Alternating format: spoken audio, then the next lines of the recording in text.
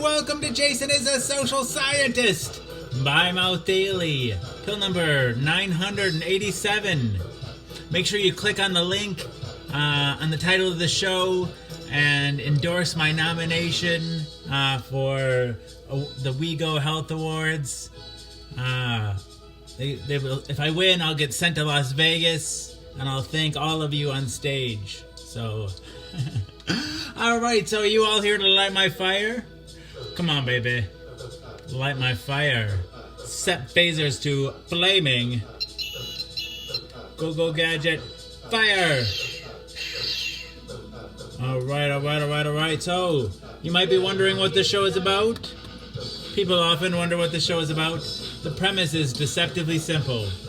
I take my HIV medication, live on the Book of Face each day in front of friends, family, and strangers. I do so in order to embrace stigma, dispel ignorance, and find support.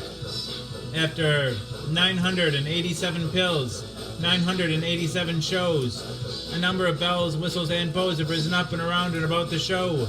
The bells, bows, and other people, the people that come back night after night and give me their most valuable resource, their time. To me, that's the most significant thing that's risen up and around and about the show.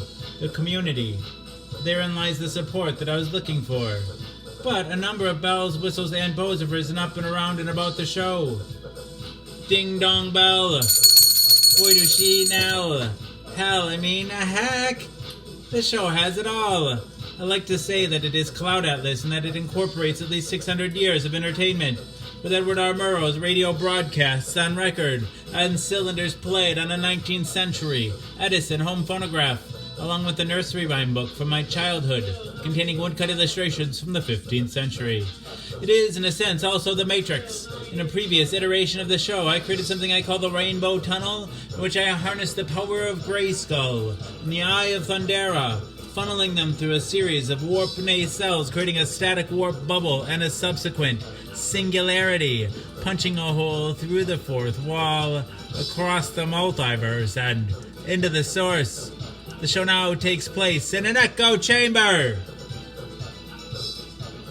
The show now takes place in an echo chamber.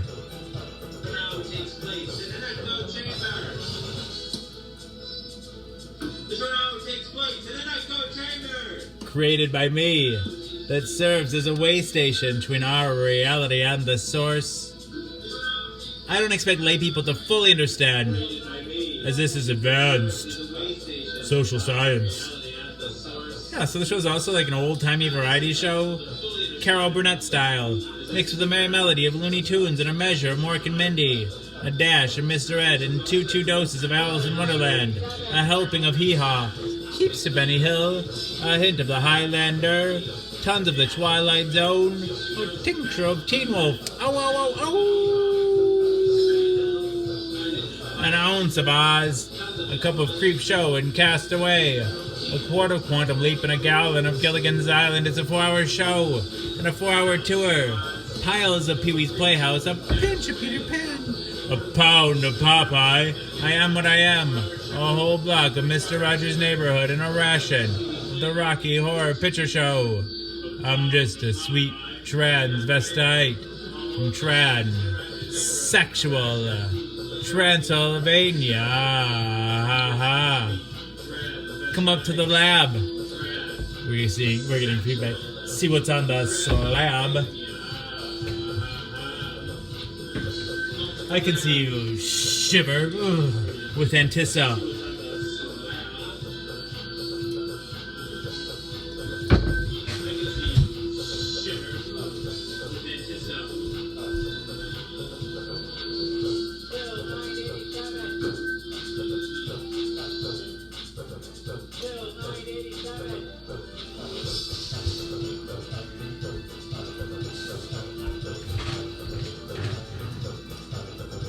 Patient. Touch me.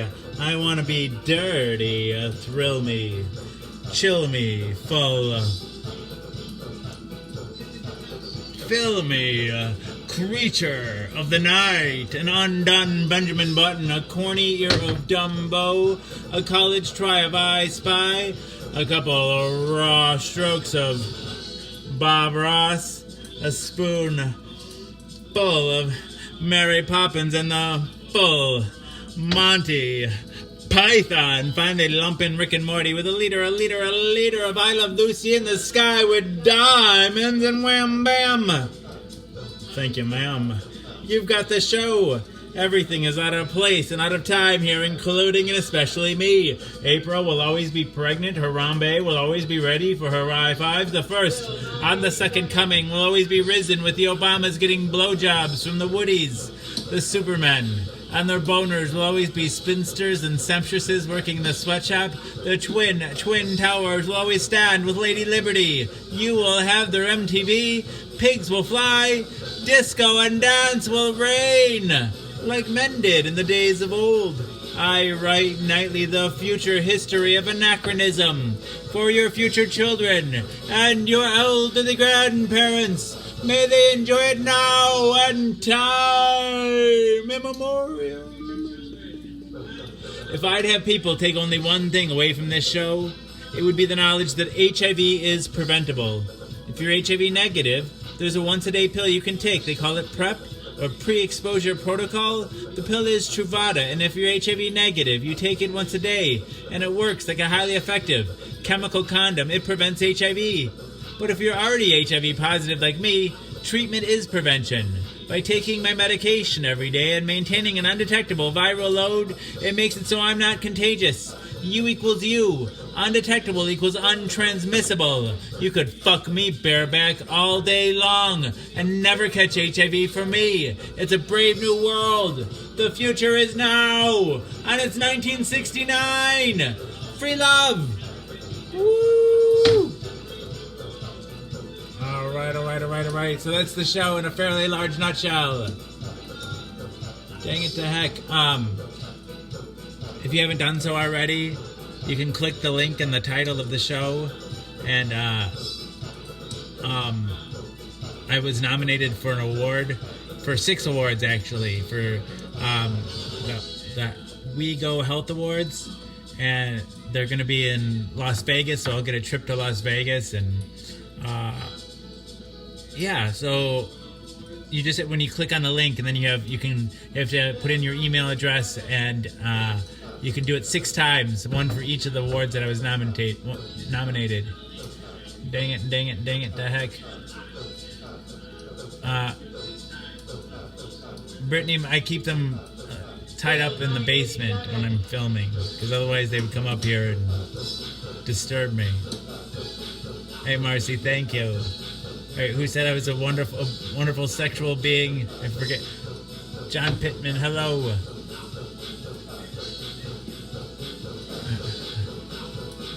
Logan Clark wants a shout out. Jimmy Gagne. All right. That's good too.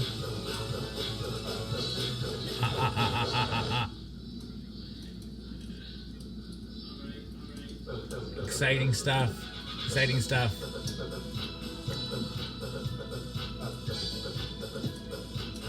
Hey, Peg. I love you. Oh, I bet you we can get Logan Clark a shout out. Hey, Ethan. Alright, what else do we have to do though? What's the next step? Other places they raise the roof. Here we blow the motherfucking roof off and raise the floor. Why? Because a rising floor lifts all feet. Dang it. Jason Fillmore. Thank you. Oh, we're gonna cue Steven Snow wants a shout out too.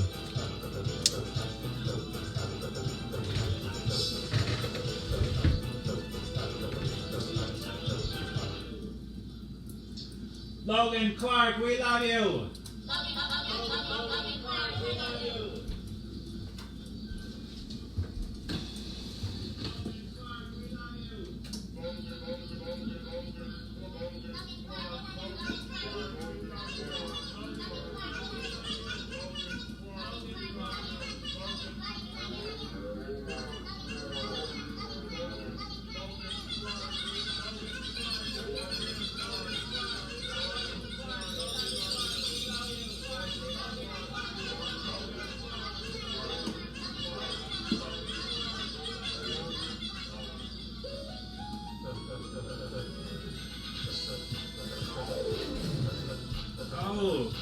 clamoring for a couch auction already? I don't know any Pookie though. Usually I have Ashanti send me people here to buy couches, but Pookie, I don't know. Does Pookie work for Ashanti? I don't know all the people that work for Ashanti. Dang it to heck. So, time to raise the floor, and then maybe we could have a couch auction. That could be fun. That's always loads of fun. Bang it, dang it, double dog, dang it, hammer, hammer, screw, screw, nail, nail, pound, pound, saw, saw. Construction noises. Construction noises. All right, let's raise the floor.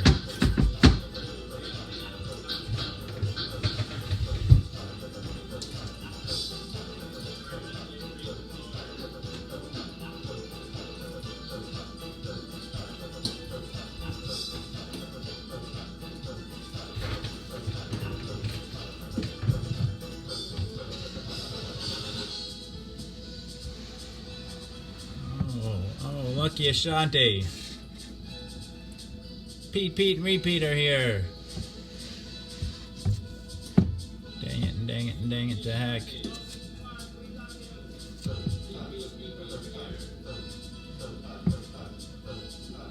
All right. Exciting, exciting.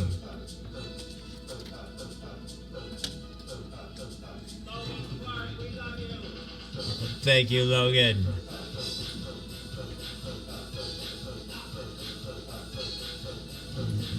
So, we're coming up on 1,000 pills. Can you believe it? 1,000. 1,000 times.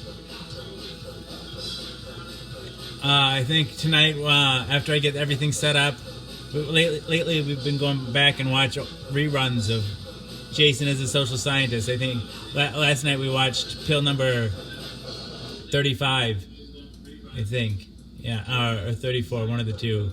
And then tonight we'll watch the next one, I think 36.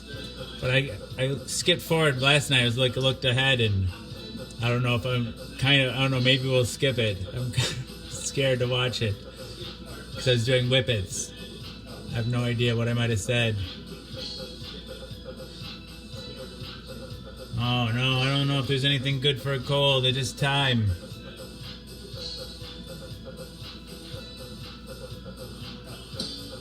So maybe we'll do that.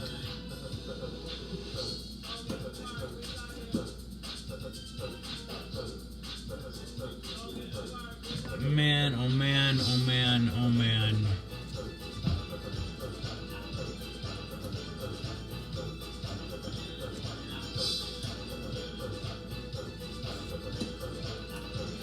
We'll probably watch it. I'll be embarrassed the whole time.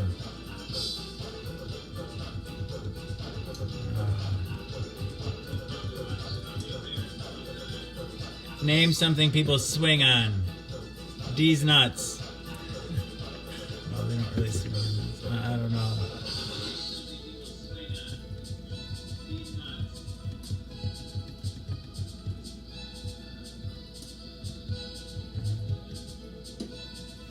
No, it's a sampling demo on the LK175 keyboard. I hope they're all gone, Joe. I hope they're all gone.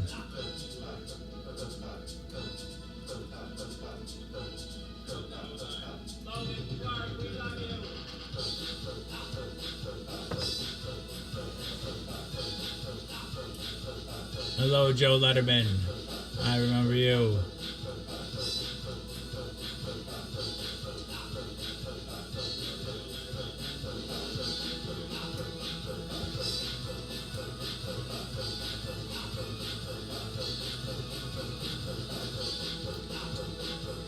NyQuil tastes terrible.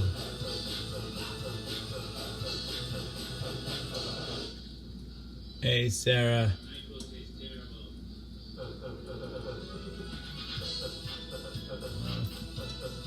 That's cool, Steven Snow. I'll join you a little bit later after we get everything set up here.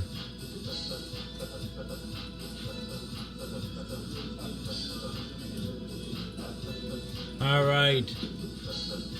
Before we build it up, we got to break it down. Disco Jesus will help us. How am I tonight? I didn't see who asked that. Christina, I hope you had a great day as well. I'm okay right now. Whippets are nitrous oxide, like laughing gas, which you get in the dentist's office. But they also use it to make whipped cream. They use the gas, so it comes in like little cartridges, the same as like CO2 cartridges, but it comes with nitrous oxide, laughing gas, and you crack those open and suck the gas out of them, and gets you fucked up. It's sort of like a combination of tripping and drunk.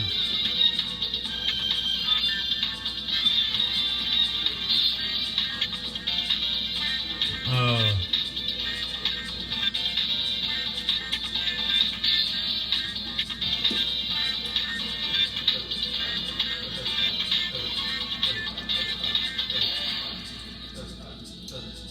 I wouldn't recommend it. I don't recommend it.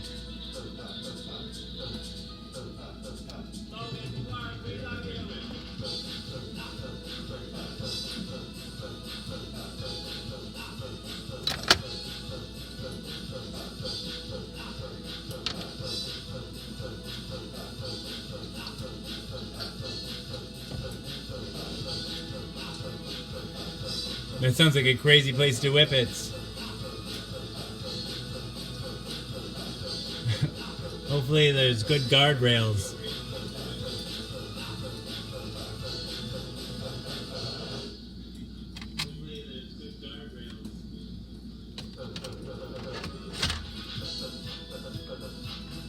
Whippets are bad. I'm not going to do them anymore. I did things I regret on them. I don't drink alcohol at all, but if I did drink alcohol, it would look similar to Whippets, I think.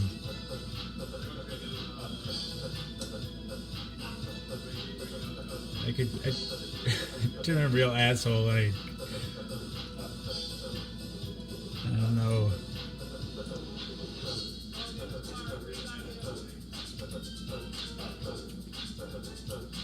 Hey, Shelby.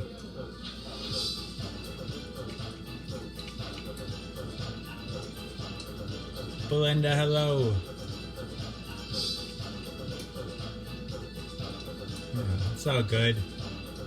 Sarah, no judgment here.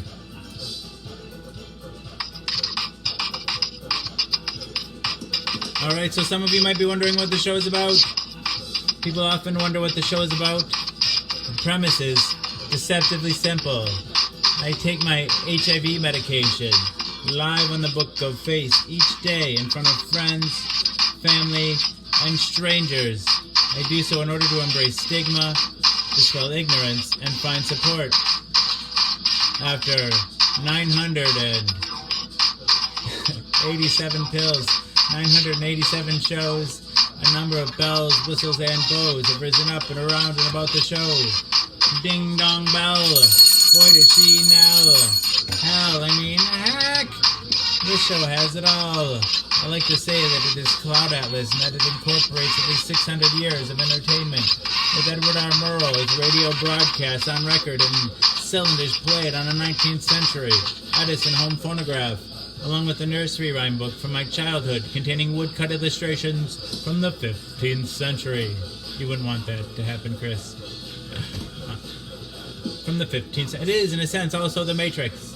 In a previous iteration of the show, I created something I called the Rainbow Tunnel, which I harnessed the power of Grayskull, the Eye of Thundera, funneling them through a series of warp nacelles, creating a static warp bubble, and a subsequent singularity, punching a hole through the fourth wall, across the multiverse, and into the source. The show now takes place in an echo chamber, created by me, that serves as a way station between our reality and the source. I don't expect lay people to fully understand, as this is advanced social science. Yeah, so the show's also like an old-timey variety show, Carol Burnett style, mixed with a merry melody of Looney Tunes and a measure of Mork and Mindy. a dash of Mr. Ed, and two doses of Alice in Wonderland, a helping of Hee Haw, heaps of Benny Hill, a hint of the Highlander, tons of the Twilight Zone, a tincture of Teen Wolf, ow, ow, ow, ow, an ounce of Oz, a cup of Creep Show and Castaway, a quart of Quantum Leap and a gallon of Gilligan's Island. It's a 4-hour show and a 4-hour tour. Piles of Pee-wee's Playhouse, a pinch of Peter Pan, a pound of Popeye, I Am What I Am, a whole block of Mr. Rogers' Neighborhood, and a ration of the Rocky Horror Picture Show. I'm just a sweet transvestite from transsexual Transylvania. Ha ha.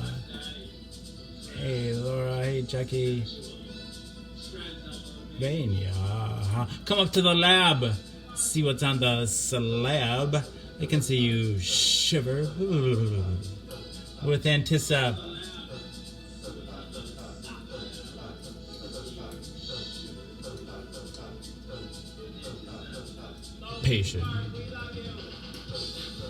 Touch me. I want to be dirty. Thrill me. Chill me. Fill me. Creature of the night. An undone Benjamin Button. A corny ear of Dumbo. A college try of I Spy. A couple of raw strokes of Bob Ross.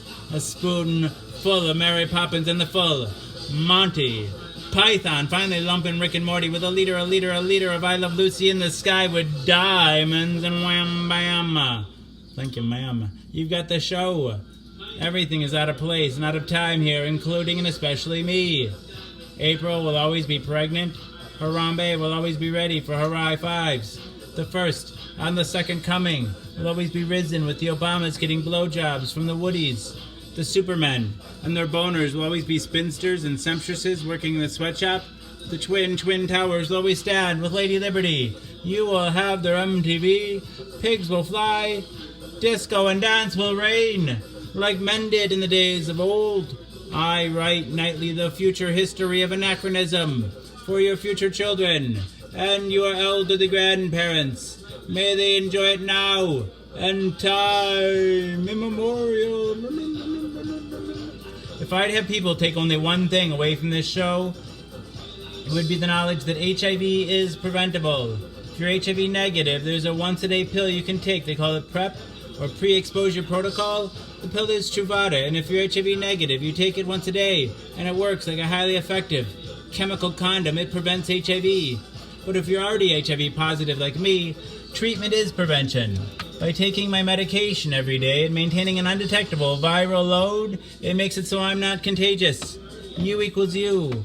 Undetectable equals untransmissible. You could fuck me bareback all day long and never catch HIV from me. It's a brave new world.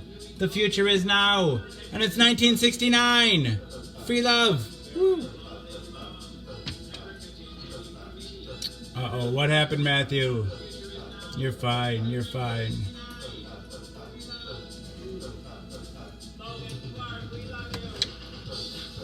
Oh, Steven, you still wanted that shout-out, didn't you?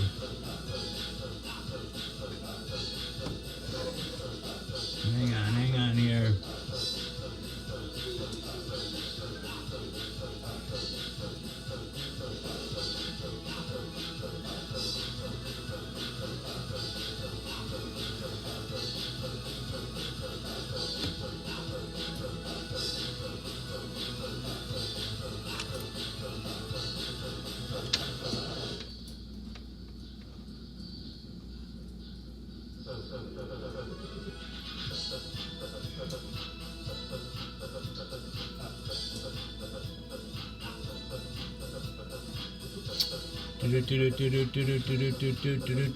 Alright, let's give Steven a shout out.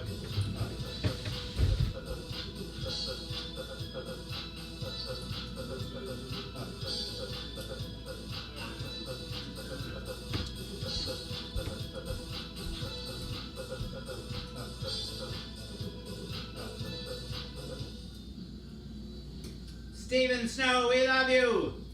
Steven Snow, we love you! Hey, Mama G.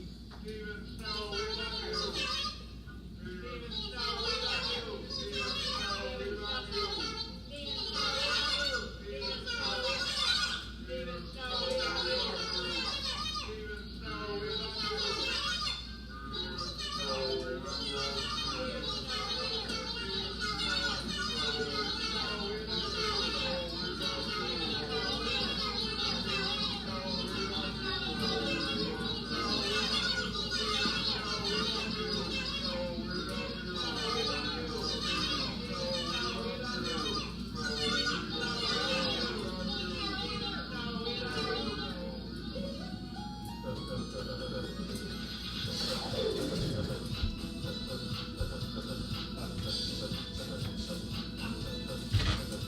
Somebody asked about the donut song earlier. I don't know where it's at. I might try to do a search for it. I kind of promised that during Pill 1000 I might take it out of retirement. But I made a proclamation during Pill 800, if I was presented with a pristine copy of the donut song during Pill 1000, and I was tripping my balls off. Only if all those conditions were met would I ever break the donut song out of retirement. All right. Dang it to heck.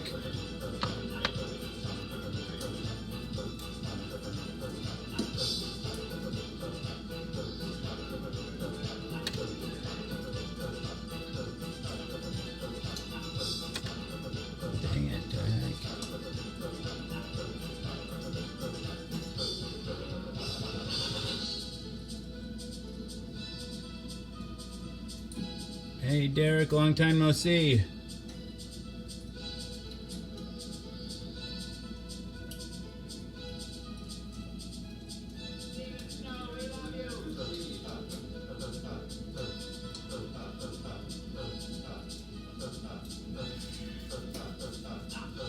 Dang it, dog nuts. What's wrong, Chris Howard?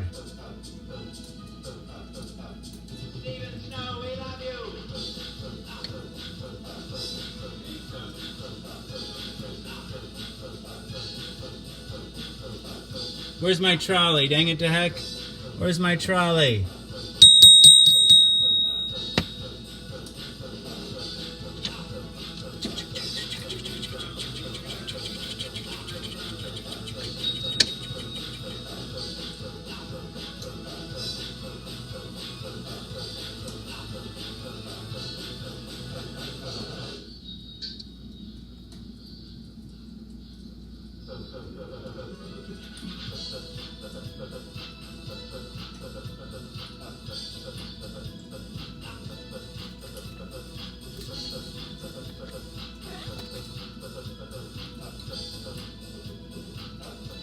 Alright, before we light the mini fireplace, I'm going to share the show again. You want to see the D's nuts? Alright, you bet, Travis.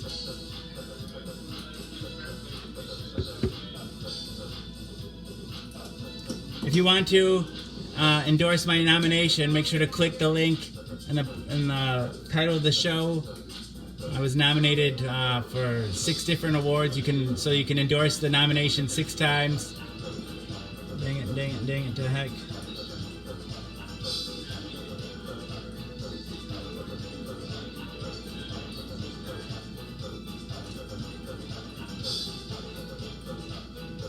Sure, it should fix itself. No, I don't know. I hope you can get your car working. Let's see. I'm going to share to the HIV groups.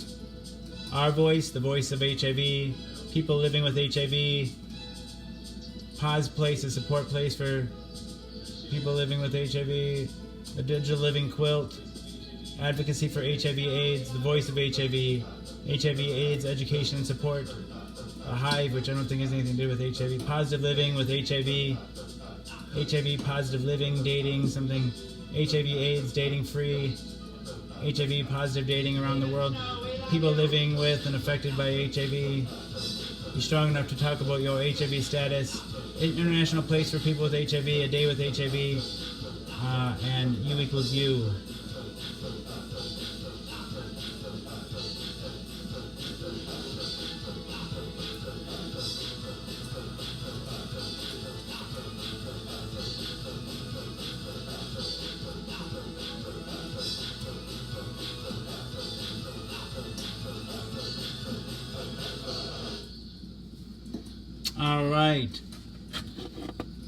All right, y'all here to light my fire?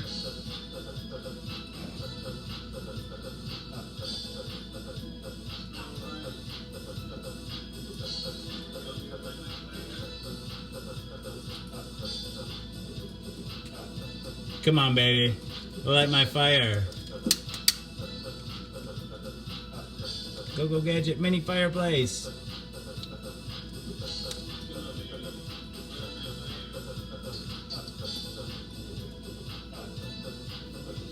Hey, Rebecca.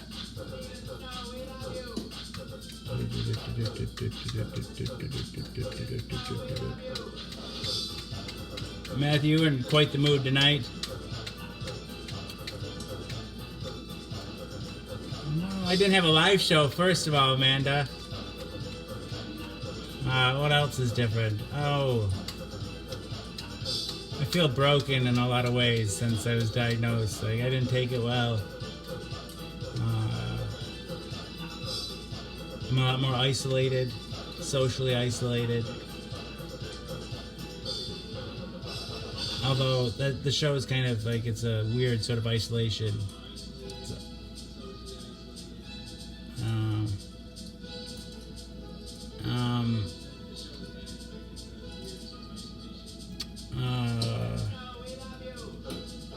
So yeah, I've stopped working since I was diagnosed.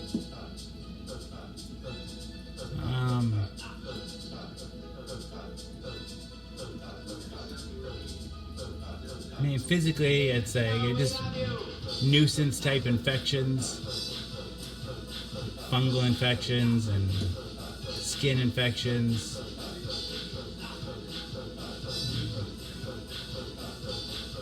I don't know.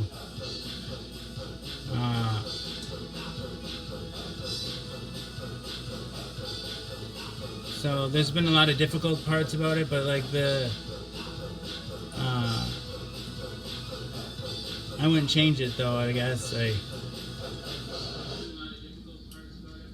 yeah, broke is not a very good word.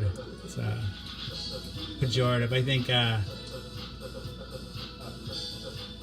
maybe traumatized. Maybe is a better word than broken. Hey, Will. Let's give Will a supporter shout out.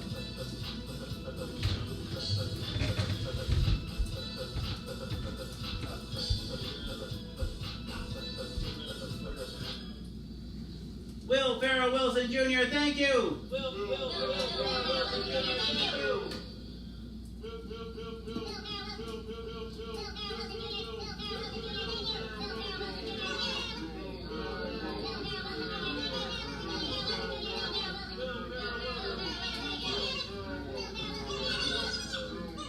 Right back at you, HT.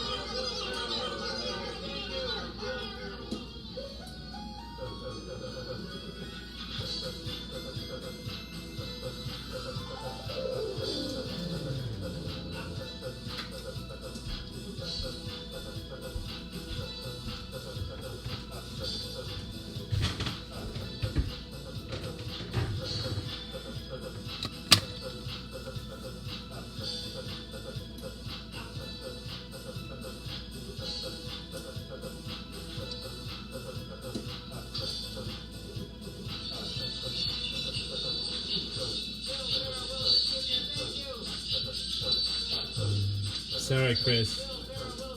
Thank you for sharing with us, though, man.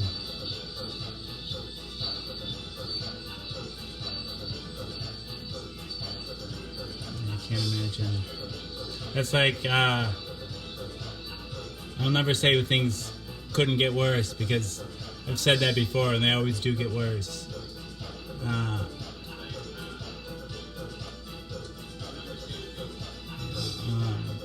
Like the first real traumatic thing what happened was my parents dying, and then I don't know, like this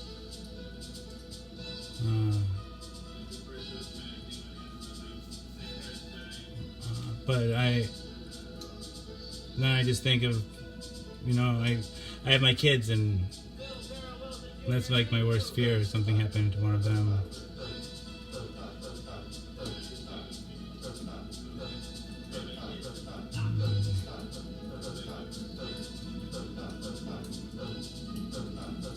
Will Farrell Wilson Jr., thank you!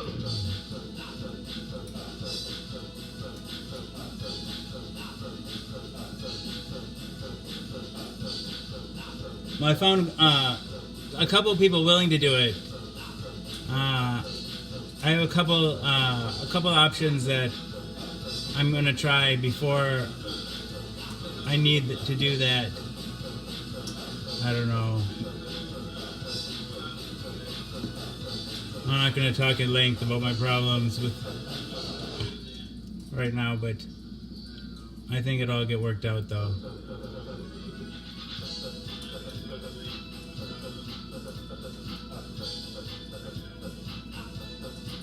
Hey, Mickey Meek.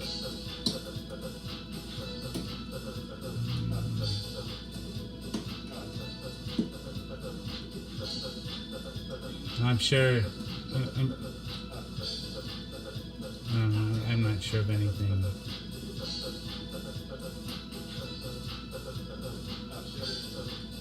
What I was gonna say is, I'm sure that your son would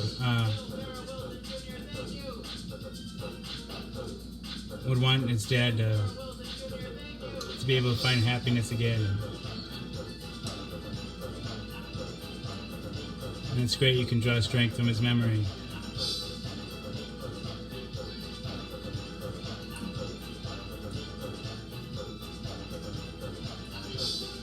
We're gonna get there, Brittany, I think. And we'll do some new words of the day before we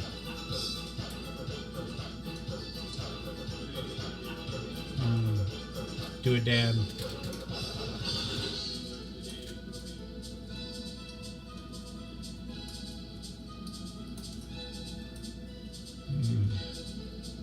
Oh, Happy's overrated. Happy's way overrated.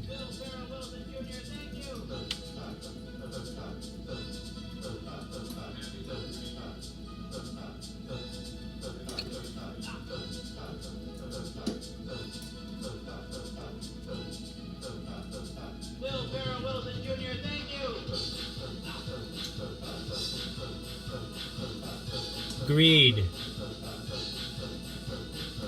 Greed is the first new word of the day.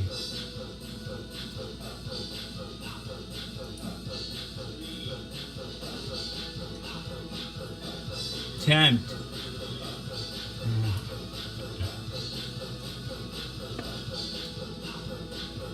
Greed and tempt. Let's get Jeff Rosen. A supporter shout out.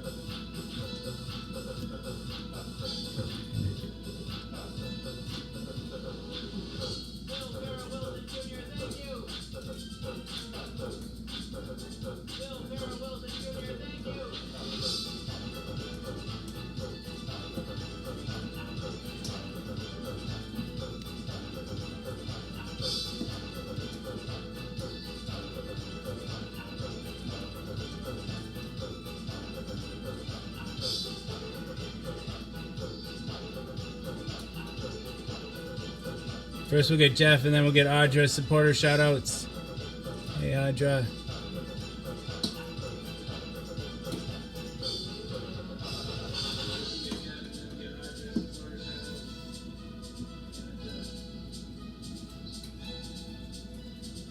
Hello Audra.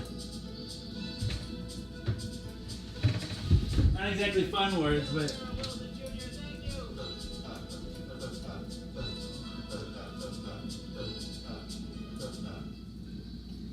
Jeff Rosen, thank you! Jeff Rosen, thank you!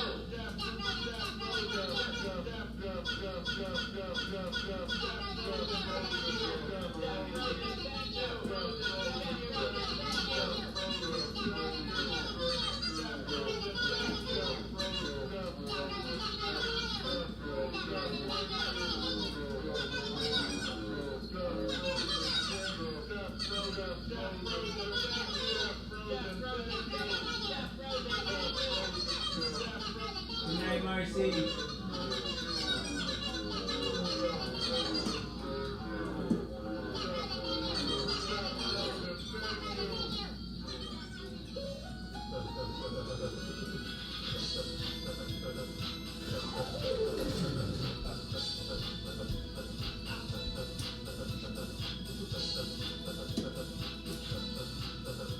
Alright, time for a dab.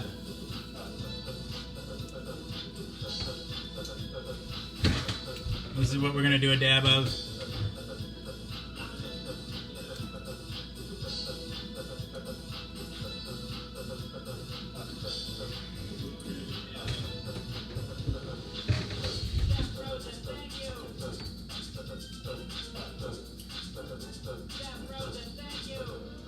Thank you, Rebecca.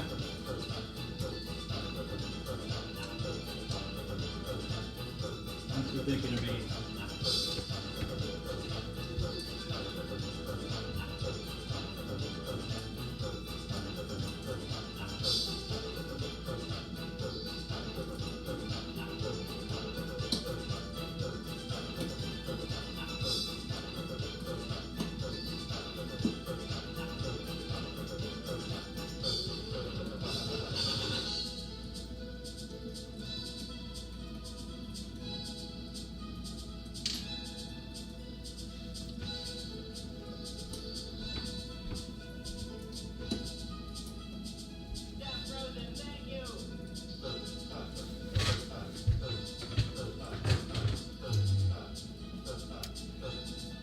So, what you saw there, what I showed you there was wax, and then a little piece of that is a dab.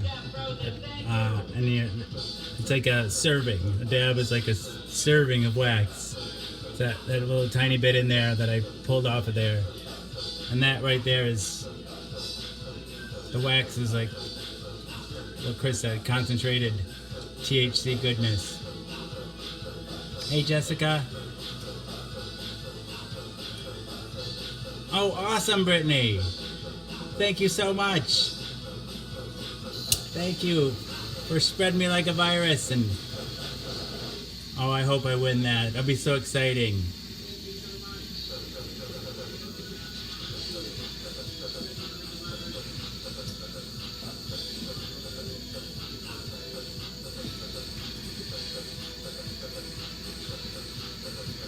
If you're talking about the nomination, yeah, you can do it up to 6 times.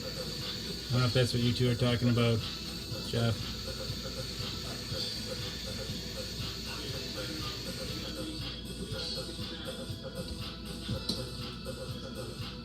Did anybody read my profile? I wrote it. Did it sound okay?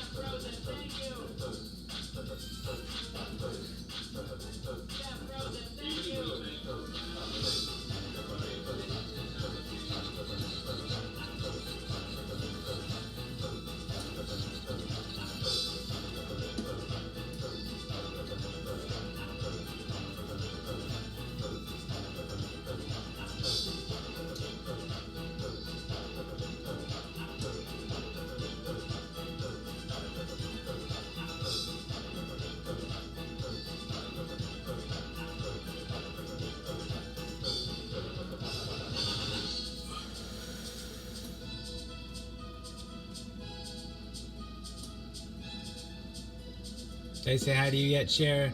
So we gotta get Audra, and then we gotta get Cher a supporter shout out.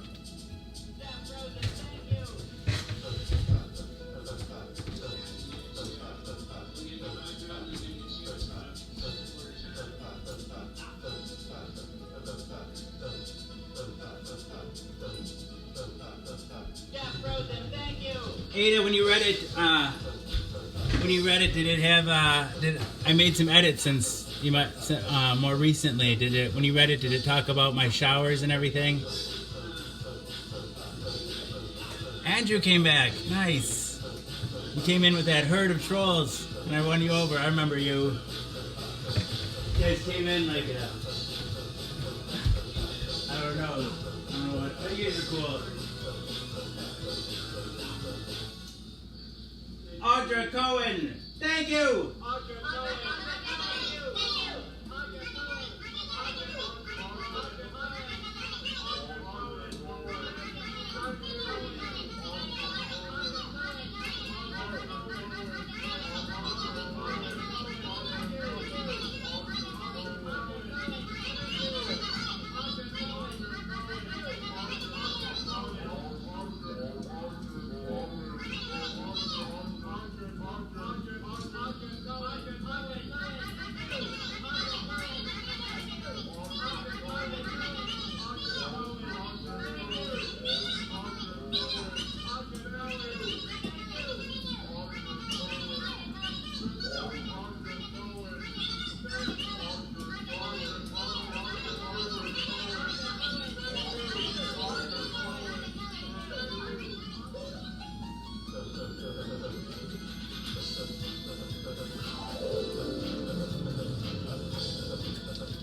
Thank you, sir. Thank you, Andrew.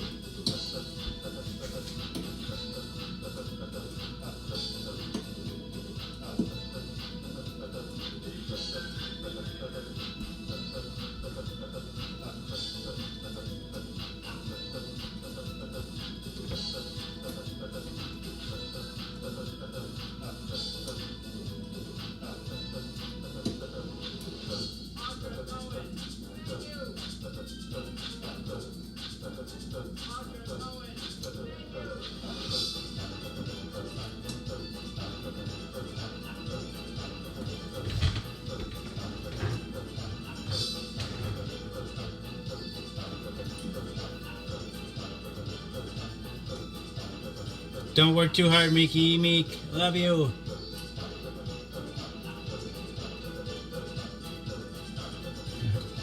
The Troll Whisperer.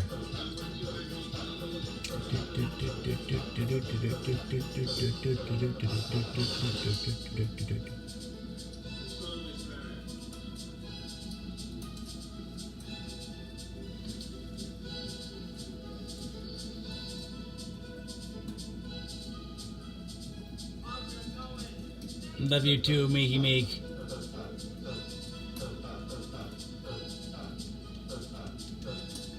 Yeah, I hope you're feeling better tonight, Jessica.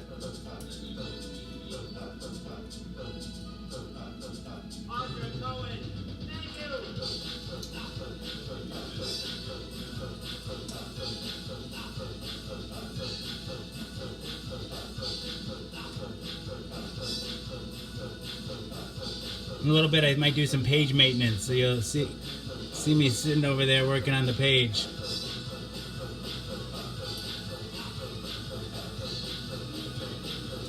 How do you mean, Ada?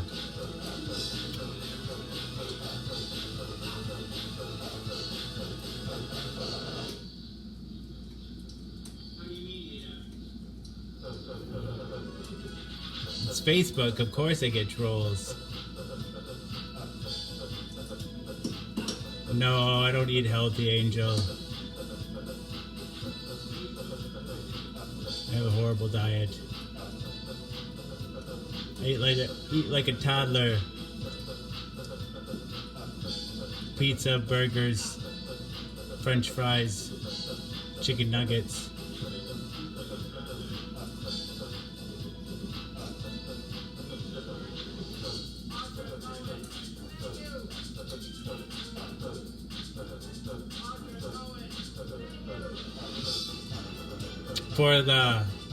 For the endorsement for the awards thing, is that what you mean?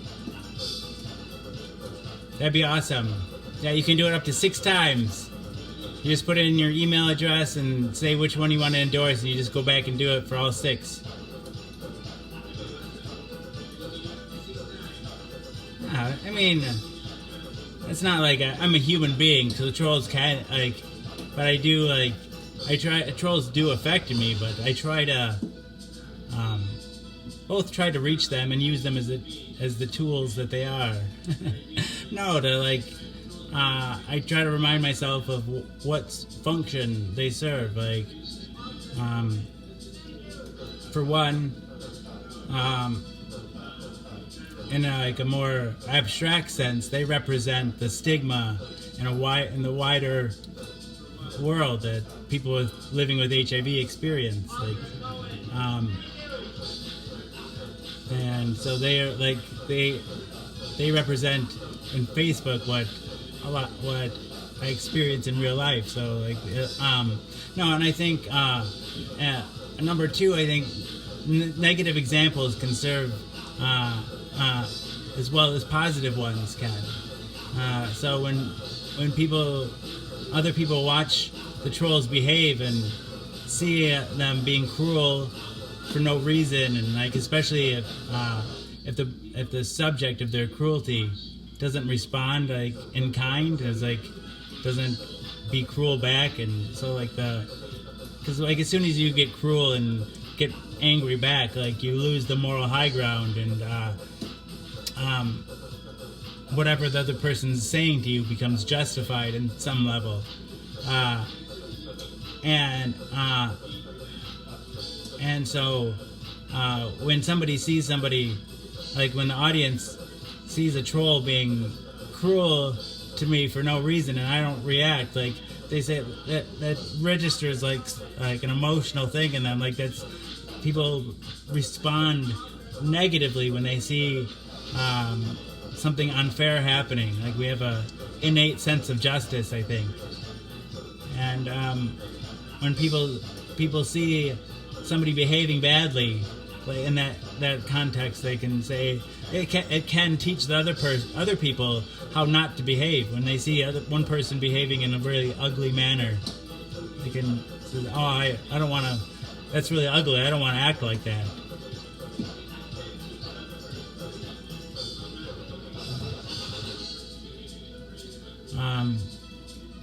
What else do trolls do? Oh, they can serve to unite people. You know, like again, like if people see me getting bullied and they like, feel sorry for me almost, right? And they like want to come to my defense. Now it doesn't always work because a troll can poison the mood. Like the worst thing a troll can do is get other people throwing mud and bring the whole discourse, all of it, come crashing down, and then the people, like, it just becomes just name calling and no one being kind. But as long as that doesn't happen, like I think it can both serve to break apart a group, but it can also bring a group together.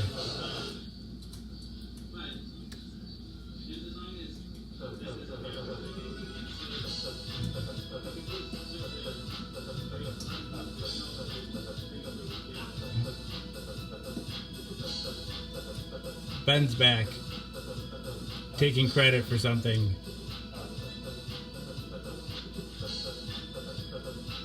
Siraka Salama, I think we can get you a shout out. Wait, I still owed someone a shout out though. Who's playing right now? After shares.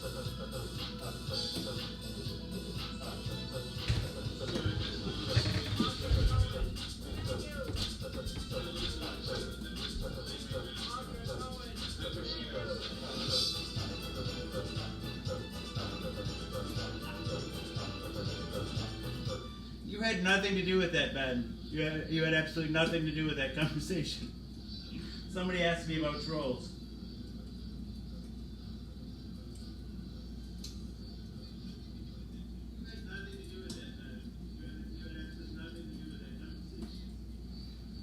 Cher Williamson, we love you.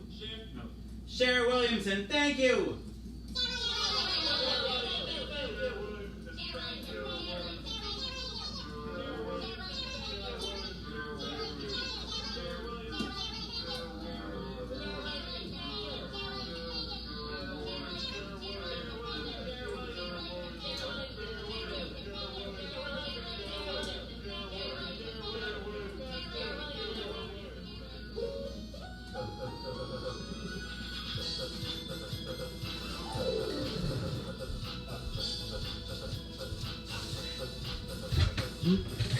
I do suspect you'll steal my ideas now, though, Mr. Badass.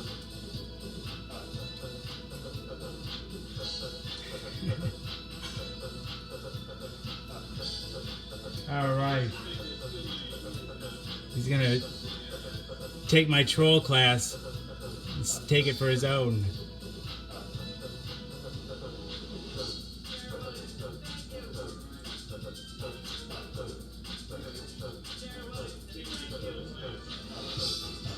It's alright.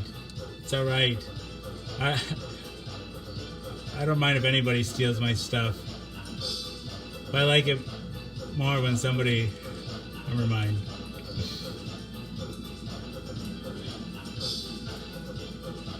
I like it more when somebody that's not behaving like a jerk steals my stuff.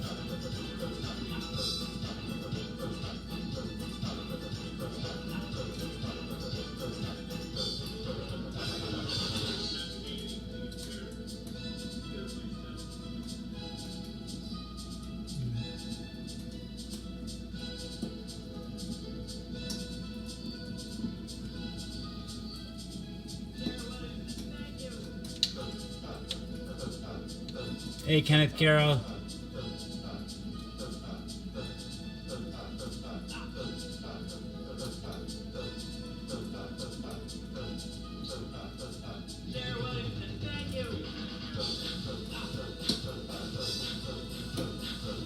Hey, Nicole Vincent. You want to play Where's Jason?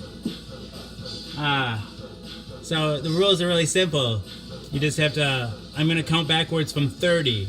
And then you have to turn your head away. And while I'm counting backwards, I'm going to hide. And then when I get down to 0, I'll say, "Where's Jason?" And then you have to try to find me. Okay? Let me pull up the screen so I can see your comments. Alright, so no peeking. Everybody know the rules? You gotta turn your heads when I start counting. And no looking. And then when I get down to 0, I'll say, "Where's Jason?" And then you have to try to find me. Okay? Let's see, where am I gonna hide?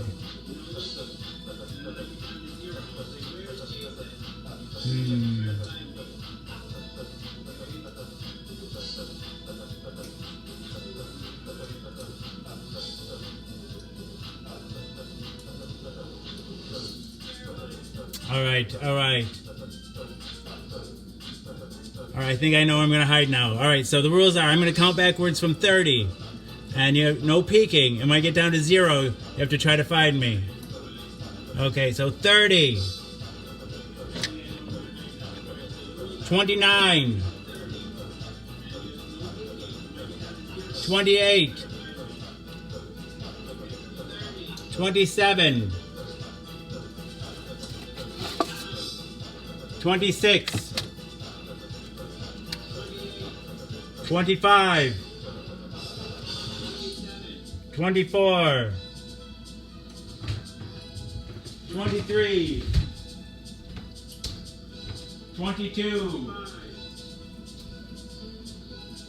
21.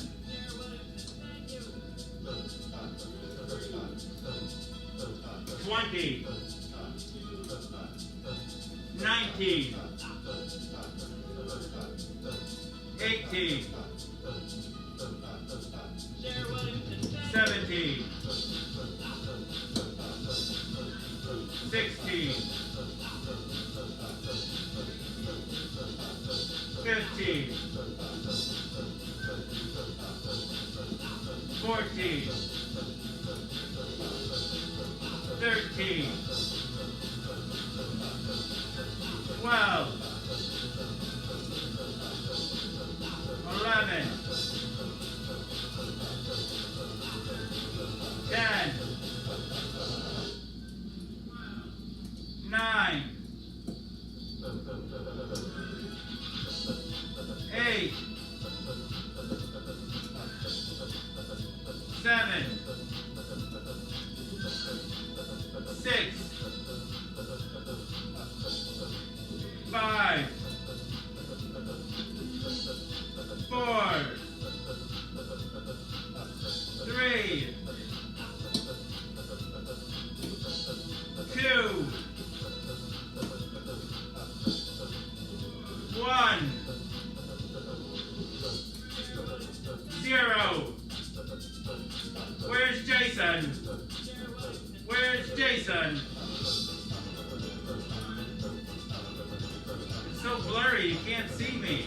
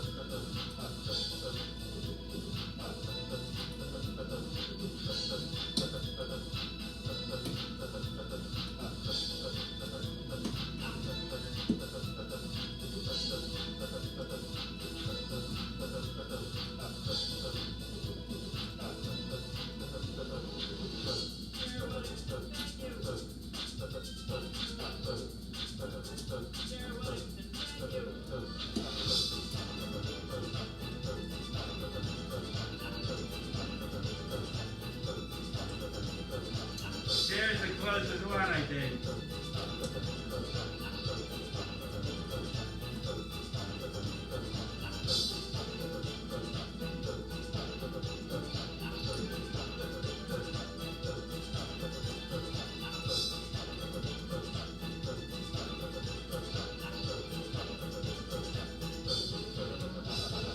Share more specific.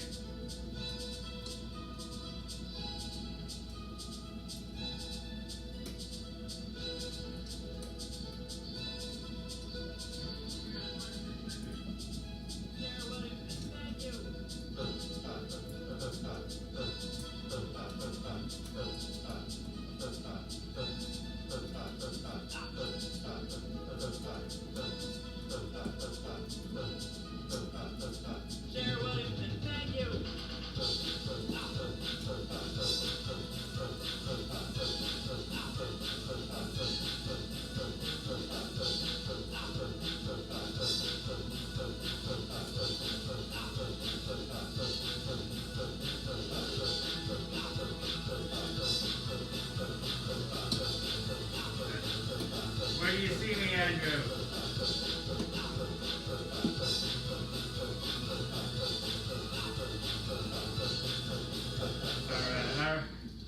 Alright, here I am. I think Manda and Cher got me.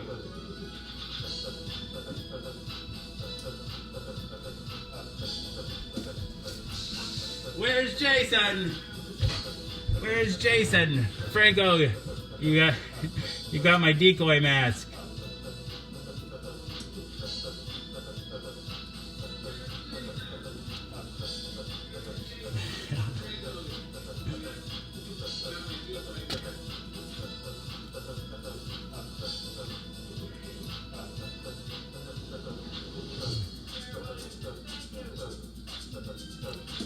I just read on the news that it's illegal to provocatively eat a banana on live stream in China. They banned that in 2017.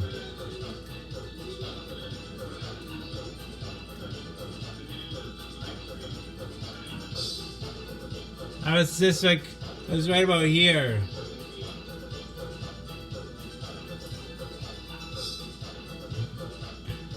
You couldn't type fast enough. Well, I was sitting there for for 15 minutes.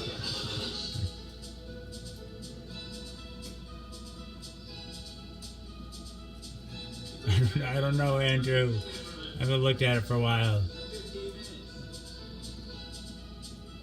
Honestly, we just went through bankruptcy, so now we could just start over on the electric bill.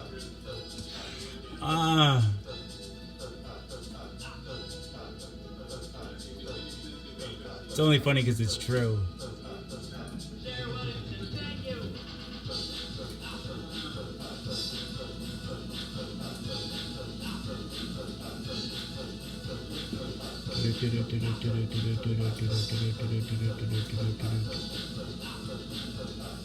I don't have any bananas.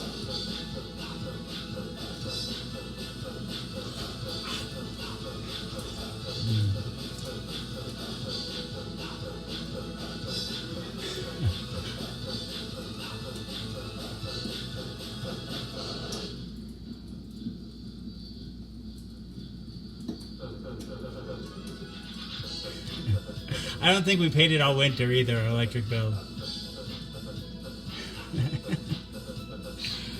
Oh,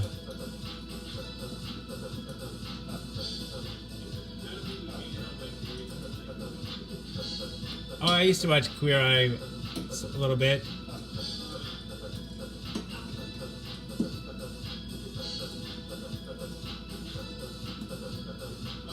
Is that potato and bacon thing? I don't remember a potato and bacon thing.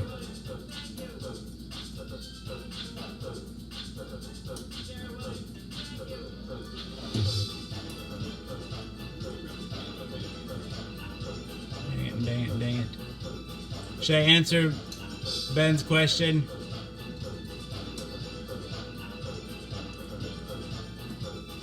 Nicole Vinson, we should give you a shout out. You probably don't even know what this show's about yet even, do you?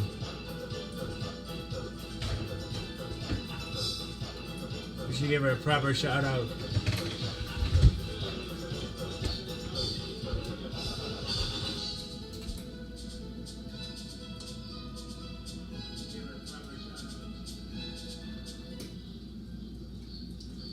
Nicole, Vincent, we love you.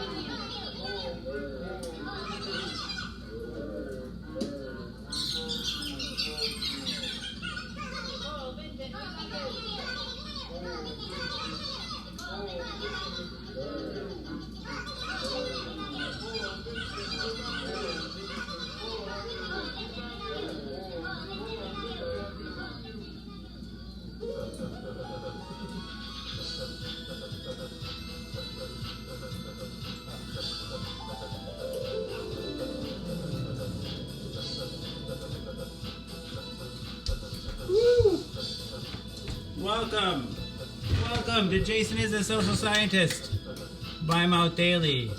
I'll think about answering it after the premise here. So, I don't know if Nicole's wondering what the show is about. Some of you might be wondering what the show is about. The premise is deceptively simple.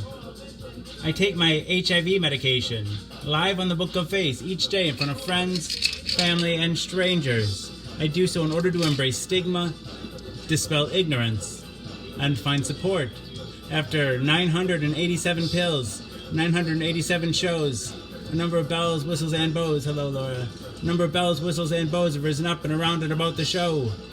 The bells, bows, and other people, the people that come back night after night and give me their most valuable resource, their time. To me, that's the most significant thing that's risen up and around and about the show, the community. Therein lies the support that I was looking for. But a number of bells, whistles, and bows have risen up and around and about the show. Ding dong bell, boy does she now. Hell, I mean heck, this show has it all. I like to say that it is Cloud Atlas and that it incorporates at least 600 years of entertainment, with Edward R. Murrow's radio broadcasts on record and cylinders played on the 19th century, Edison home phonograph, along with a nursery rhyme book from my childhood containing woodcut illustrations from the 15th century. It is, in a sense, also The Matrix. In a previous iteration of the show, I created something I call the Rainbow Tunnel, in which I harness the power of Grayskull and the Eye of Thundera, funneling them through a series of warp nacelles, creating a static warp bubble, and a subsequent singularity, punching a hole through the fourth wall, across the multiverse, and into the source. The show now takes place in an echo chamber, created by me, that serves as a way station between our reality and the source. I don't expect lay people to fully understand, as this is advanced social science. Yeah, so the show's also like an old-timey variety show, Carol Burnett style, mixed with a merry melody of Looney Tunes and a measure of Mork and Mindy. Nanu, nanu, a dash of Mr. Ed, and two doses of Alice in Wonderland, a helping of Hee Haw, heaps of Benny Hill, a hint of the Highlander, tons of the Twilight Zone, a tincture of Teen Wolf, ow, ow, ow, ow! An ounce of Oz, a cup of Creep Show and Castaway, a quart of Quantum Leap, and a gallon of Gilligan's Island. It's a 4-hour show and a 4-hour tour. Piles of Pee-wee's Playhouse, a pinch of Peter Pan, a pound of Popeye. I am what I am, a whole block of Mr. Rogers' Neighborhood, and a ration of the Rocky Horror Picture Show. I'm just a sweet transvestite from transsexual Transylvania. Travis is obsessed with my nuts. These nuts. Come up to the lab. See what's on the slab. I can see you shiver. Ooh. With Antissa. Patient. Touch me. I want to be dirty. Thrill me. Chill me. Full. Fill me. Creature of the night. An undone Benjamin Button. A corny ear of Dumbo. A college tribe I spy. A couple of raw strokes of Bob Ross. A spoon full of Mary Poppins and the full Monty. Python finally lumping Rick and Morty with a liter of I Love Lucy in the sky with diamonds and wham bam. Thank you, ma'am. You've got the show. Everything is out of place, out of time here, including and especially me. April will always be pregnant. Harambe will always be ready for her high fives. The first on the second coming will always be risen with the Obamas getting blowjobs from the Woodies, the Supermen, and their boners. Will always be spinsters and sumptuouses working the sweatshop. The twin towers will always stand with Lady Liberty. You will have their MTV.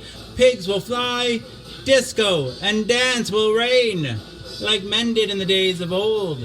I write nightly the future history of anachronism for your future children and your elderly grandparents. May they enjoy it now and time immemorial. If I'd have people take only one thing away from this show, it would be the knowledge that HIV is preventable. If you're HIV negative, there's a once-a-day pill you can take. They call it PrEP, or pre-exposure protocol. The pill is Truvada, and if you're HIV negative, you take it once a day, and it works like a highly effective chemical condom. It prevents HIV. But if you're already HIV positive like me, treatment is prevention. By taking my medication every day and maintaining an undetectable viral load, it makes it so I'm not contagious. U equals U. Undetectable equals untransmissible. You could fuck me bareback all day long and never catch HIV from me. It's a brave new world. The future is now. And it's 1969. Free love. Woo. Hey, Katie. Mwah.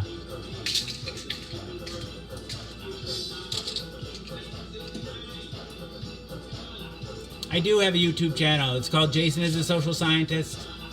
I don't have very many subscribers, like 520 or something like that. But yeah, subscribe to my YouTube channel if you want to. That'd be awesome. I'd love to get over 1,000.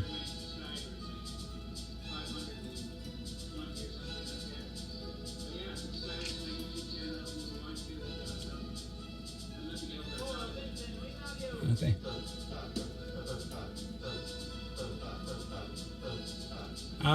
It's out of pocket would be expensive, but most insurance covers it. And if you don't have insurance, I would reach out to your health department and see if there are your state health department or other like outreach groups, maybe, to see, because I know there's programs, at least for the co-pays especially, like you don't have to pay, the manufacturer pays for the co-pays.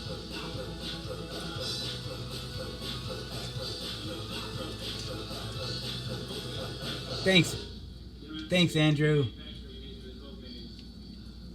I suppose we can go over. You guys are talking about my wall decorations here. I bought, to the layperson, they look like Obama posters, right? But or at first glance, they look like Obama posters, but I prefer to think of them as fairy prints.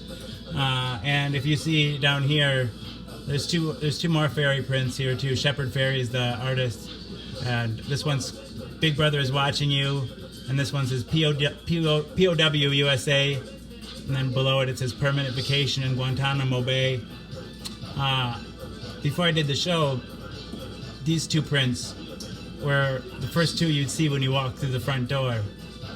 And I think out of all the prints all the decorations that you see on my wall, these two are the most representative of my own political beliefs. And I bought all the prints in 2008, before Obama was president, and at the time he was just a candidate, and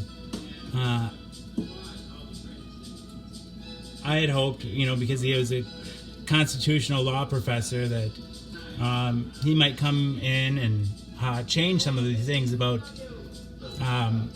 where I feel that the country has gone astray with its values, the Patriot Act and torturing people and things that are just outright against our values. And you know, he was a disappointment as a president for me, I think. And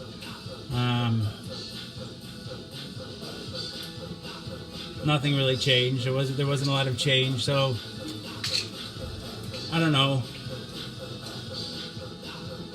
We'll see. We'll see what happens. I think I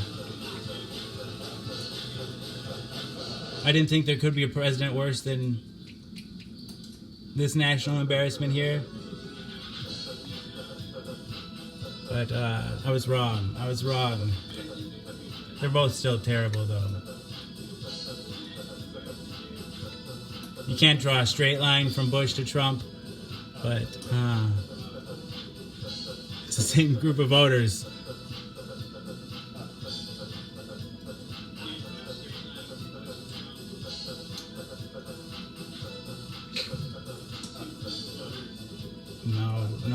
No, I will.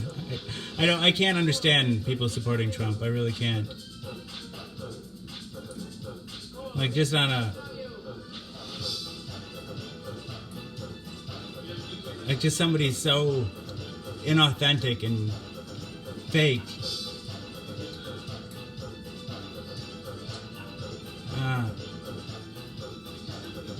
His whole life is a lie.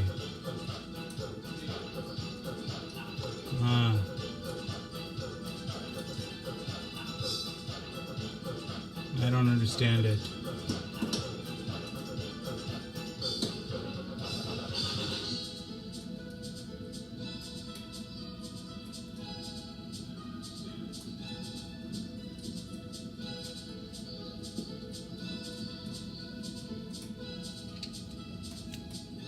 Are you asking how to do the supporter thing? I'm not sure exactly. There's like, if you click on the title of the show, there's like there'll be like a little badge. If you go to the page, it says there'll be a button that says become a supporter.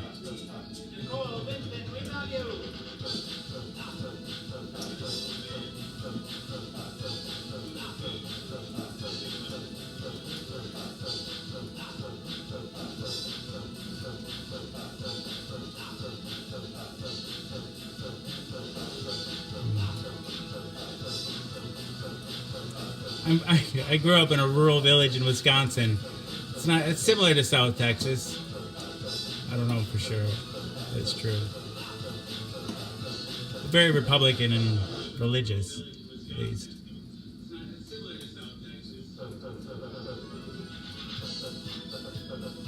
Hey, Melissa.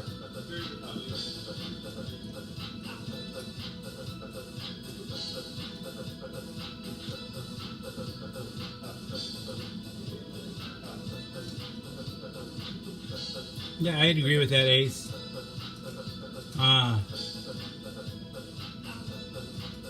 But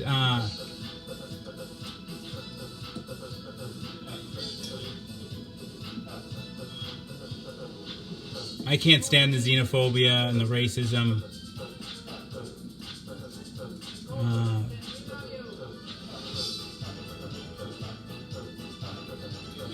And the working with foreign powers. Like, all those are like just, I can't, just like, it's shocking. It's shocking that like people tolerate it.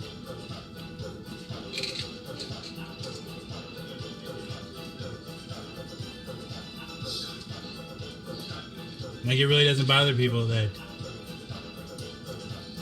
he's in cahoots with Russia.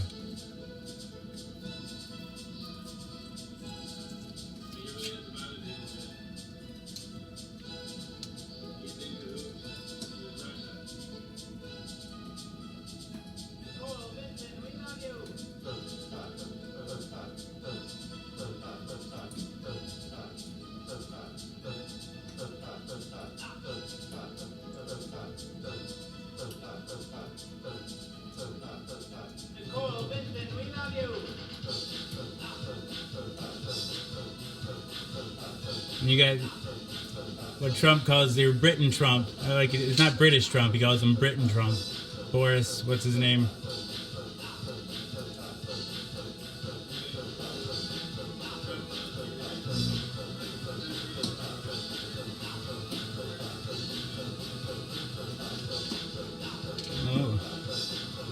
we only spent like a half century. Vladimir Putin used to lead the KGB, and I think he loved nothing more than to see our country in ruins. And if you think anything otherwise, I think it's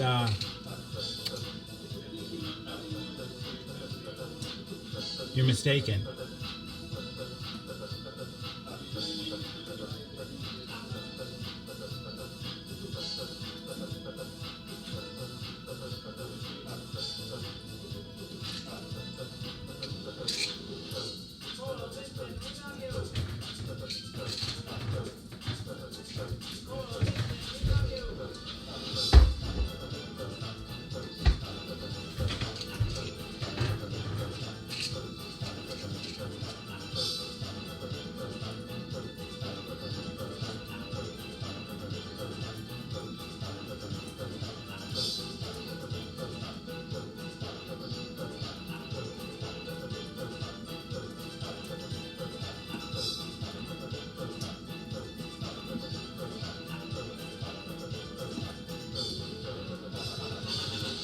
I was born in Baraboo, Wisconsin, and lived in North Freedom, Wisconsin.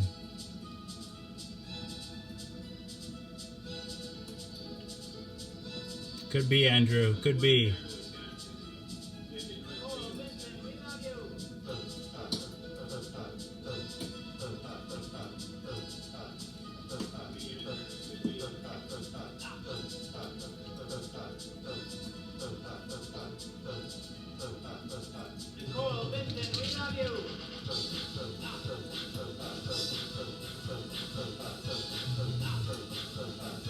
I just did a dab a little bit ago. I'm good for now.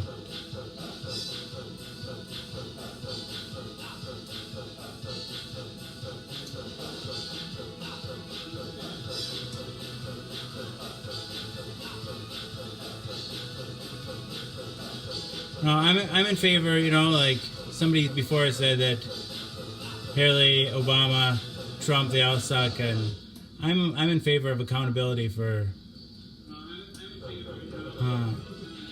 I say lock them all up. Lock everyone who voted for the Patriot Act up. Like everyone that allowed for torturing of of individuals.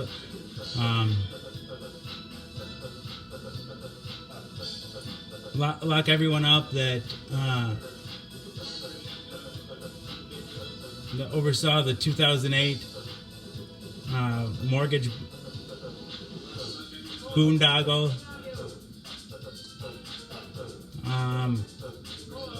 No one is held accountable anymore, and I think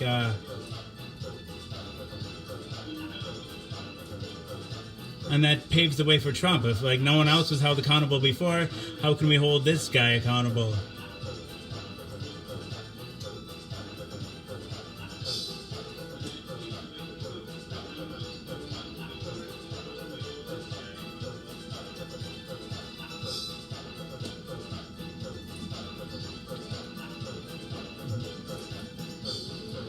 Thanks, Travis. Travis, if called upon, I would serve.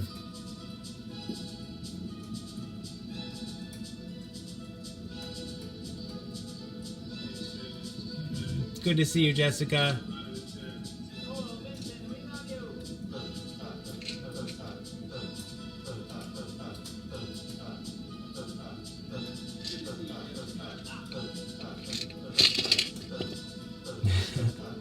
Thanks, Katie.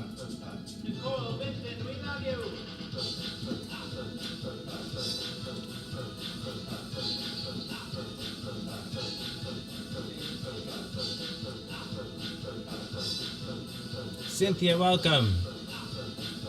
I swear I've seen that last name before, but maybe not.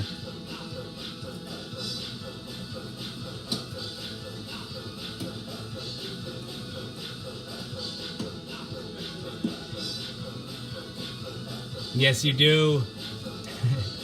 I have to give Ben the Badass shout outs now all the time.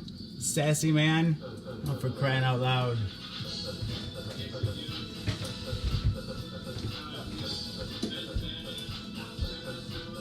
paid for it, though. You paid for it. Ben the Badass, thank you. It's only a little bit painful.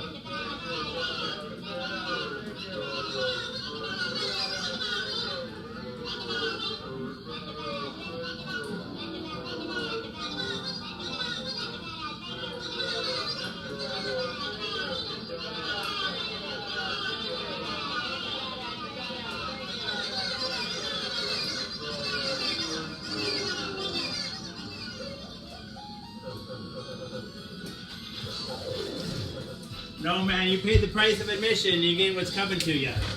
Thank you. I do appreciate it, man. Thank you. It's kind of you.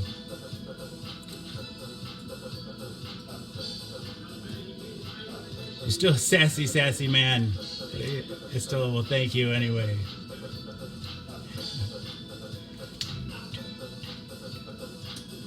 Love you too, man. Thank you.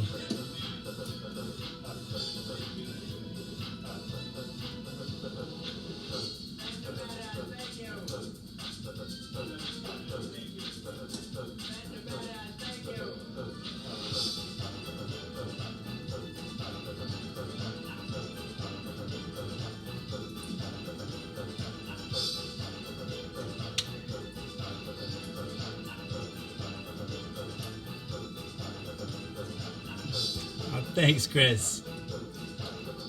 Thank you. Thank you, Jason. Not anytime soon. Someday, probably, but not anytime soon.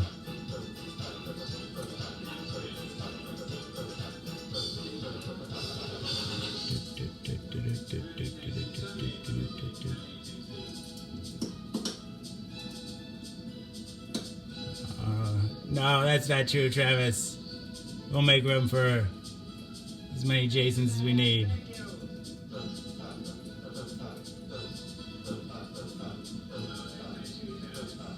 Let's see. Let's do another dab.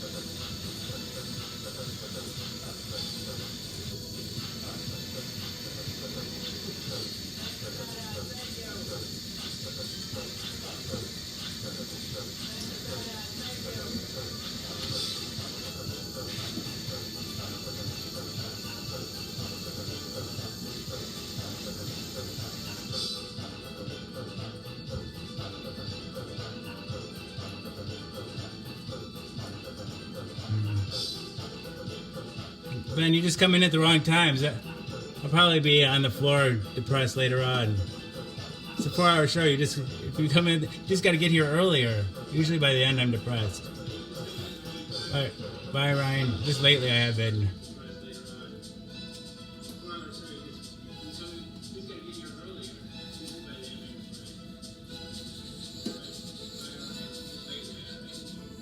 No, I've been having fun tonight too. I didn't have as much anxiety before the show started either, which is good.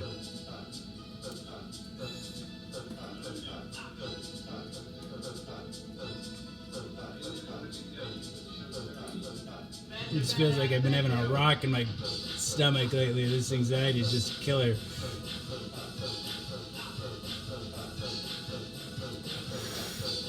Oh, stop it, Cher. Oh, I love you.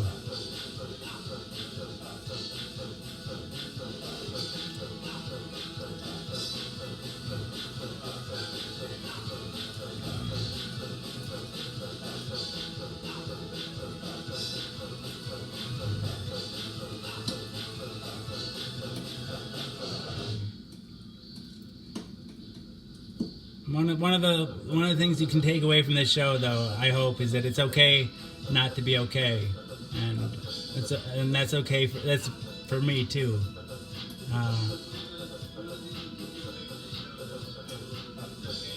And I'm just been going through some rough times right now. Like, having my disability denied was like a huge blow. Hey, Eddie. Hey, Kat.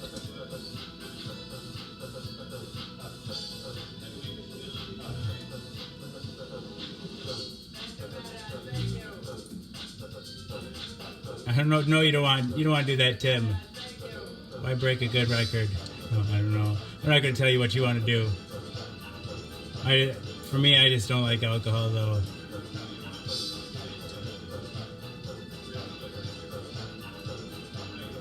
I'll give you a shout out, Ace.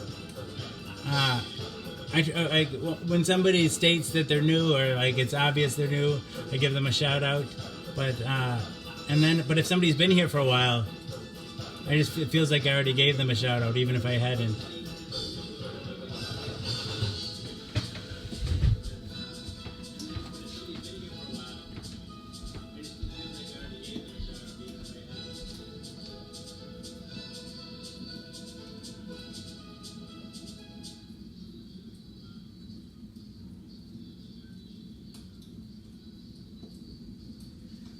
Ace Clapton, we love you! Ace Clapton, we love you! Ace Clapton, we love you!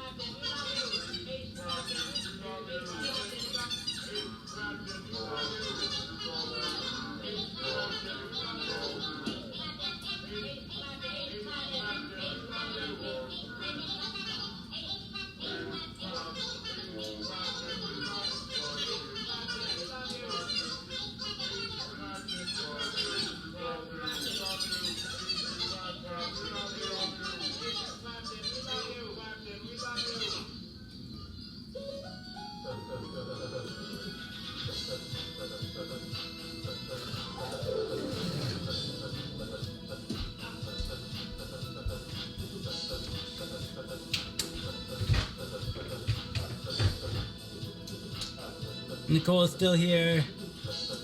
I didn't see what Chris said. It must have been good.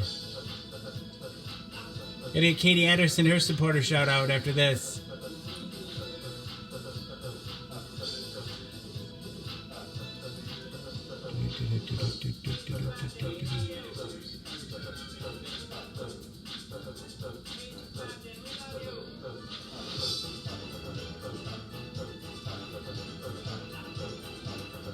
Good, Jason.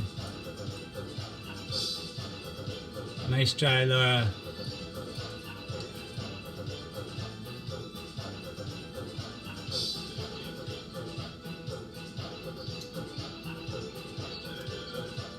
No, Andrew, you don't have to get them. Thank you, though. I just need to whisper them to him a little bit longer.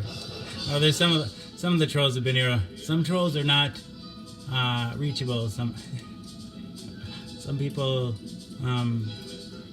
just I'm not gonna say I won't say they're always unreachable, but just at this time for me.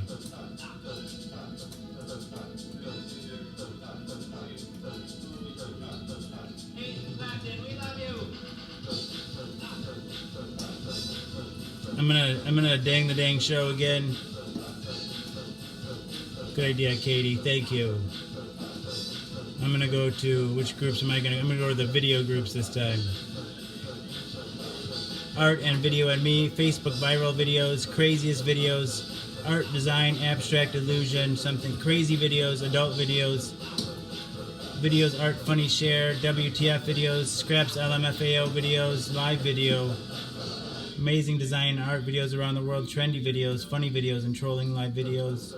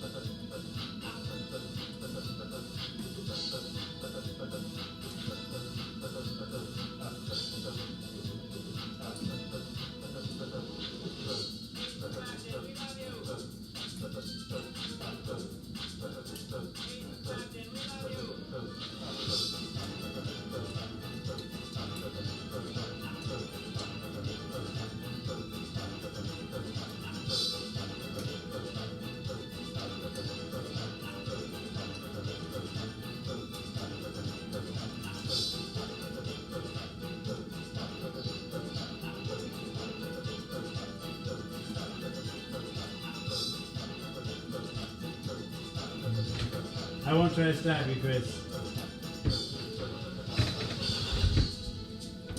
Goodbye, Andrew.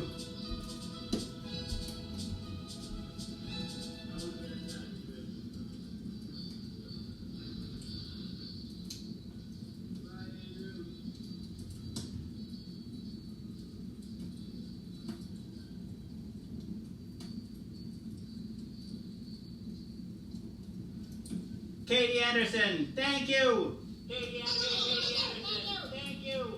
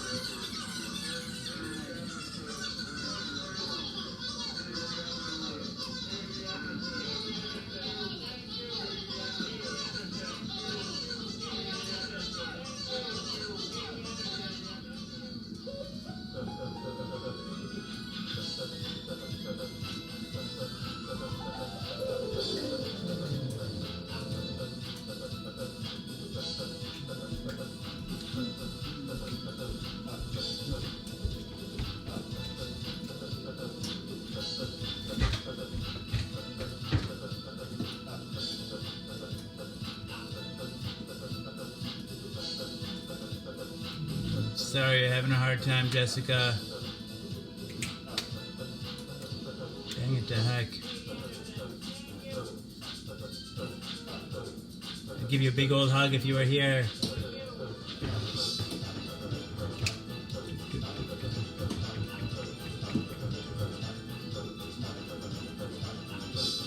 We could even take a shower together, it'd be fun.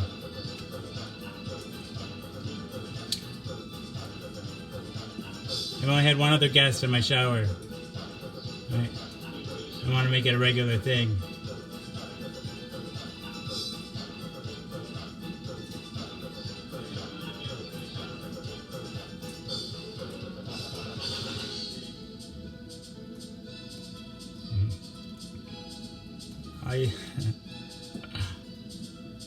I've been saying heck it to the dang dang for a while.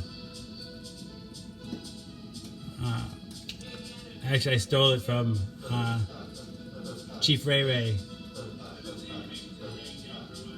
from the Discordian Society.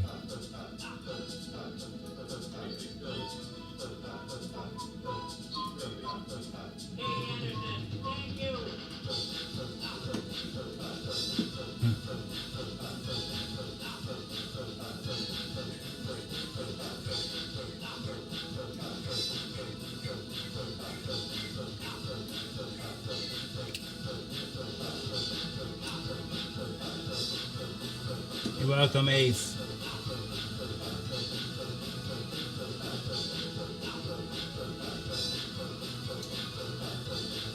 Who's Julie, Laura?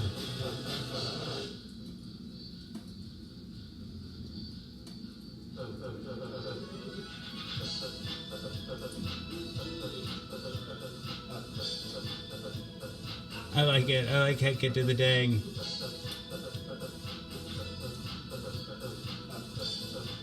Woo.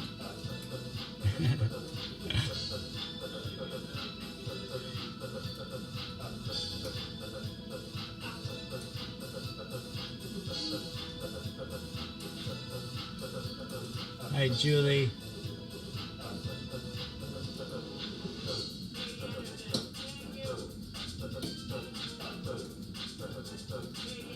We can get Julie a shout out. Hi, Julie.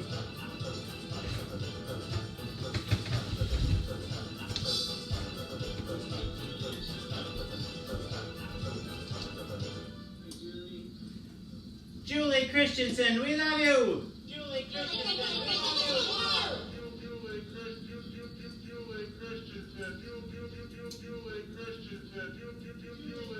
Thanks again, Bender Badass.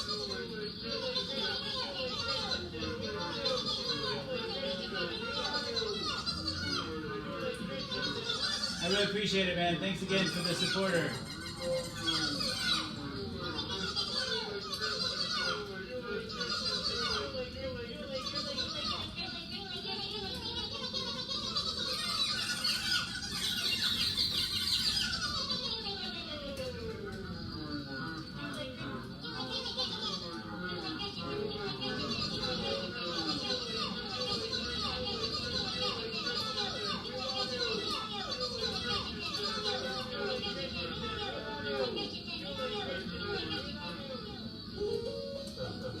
Oh, you're sweet, Nicole.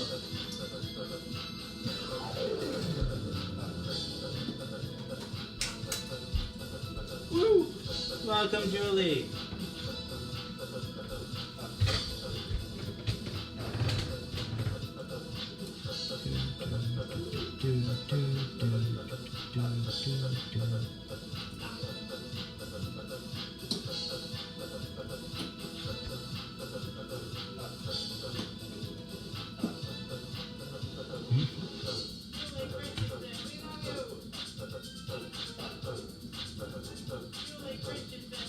Well, that sounds like a fun open invitation.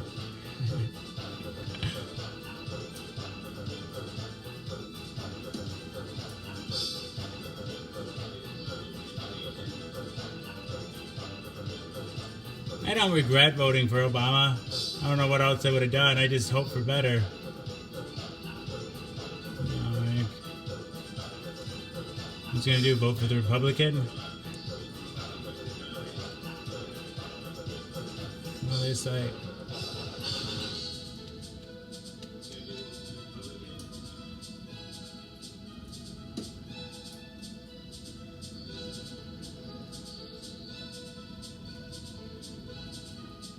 So, Julie, do you know what the show is about already? Or do you need the premise?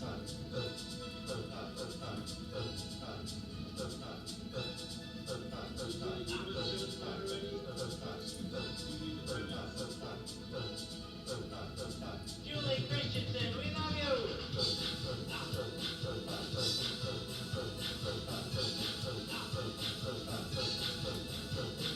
You're welcome. You're welcome.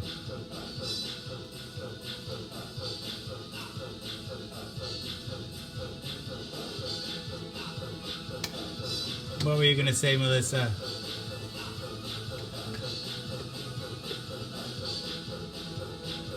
Oh, good, good.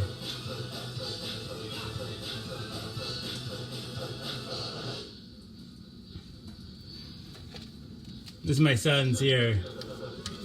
He used his Christmas money to buy it.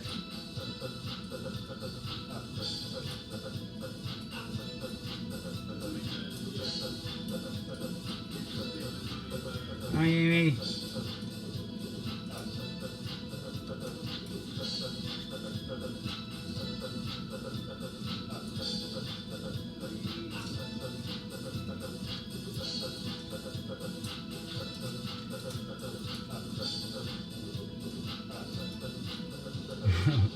That sounds fun, share.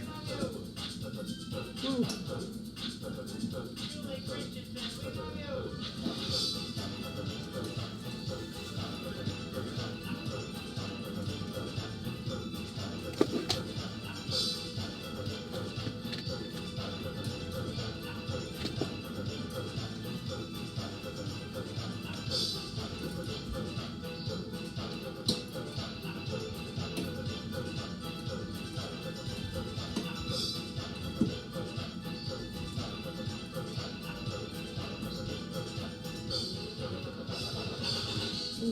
It's getting hot in here.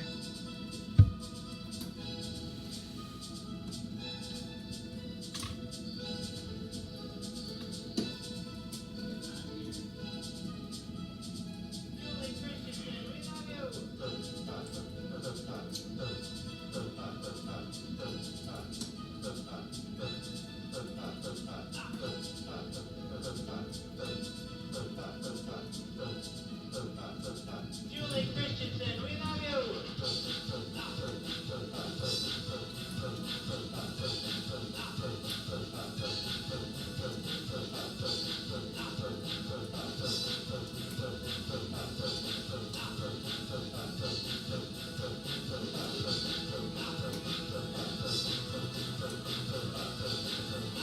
Boy, oh boy.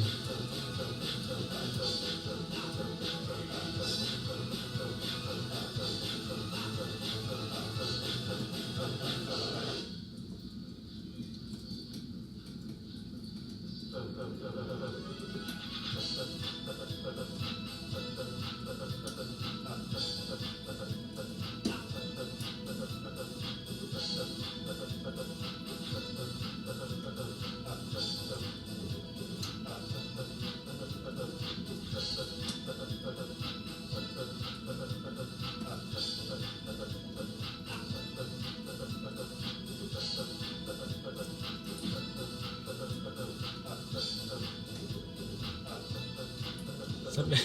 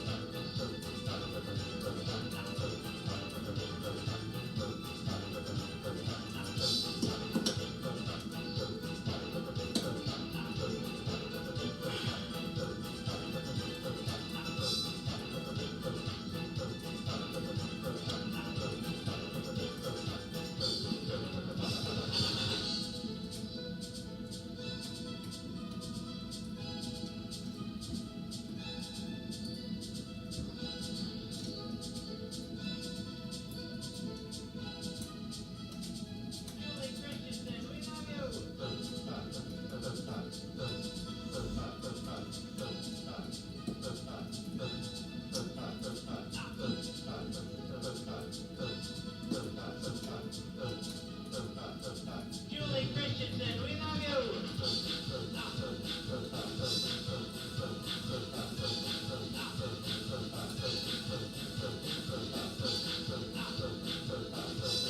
Hey, Kyle, long time no see.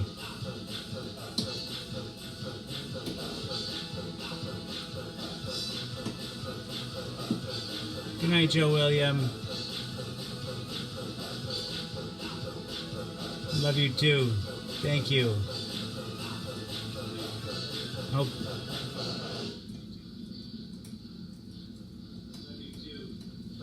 Don't let the bed bugs bite. Hope that all's taken care of, sir.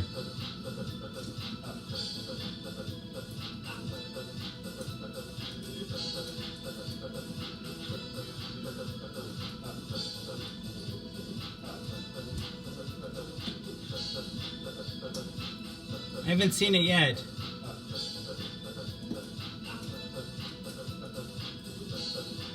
Maybe tomorrow, share. Jacob Rivera. Thank you, Julie. Jacob Rivera. All will be revealed. Oh, congratulations, Kyle.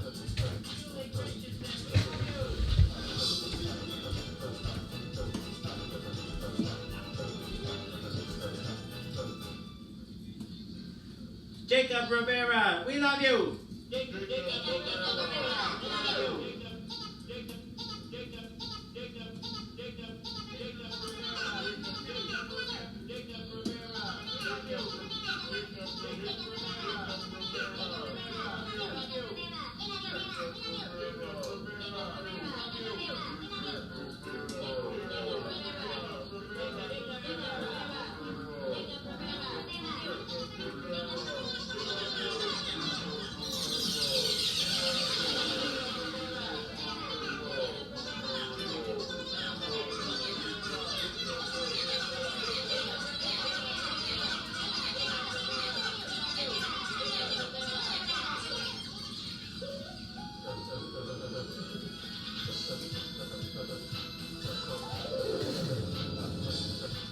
Welcome, Jacob, to Jason is a Social Scientist by Mouth Daily.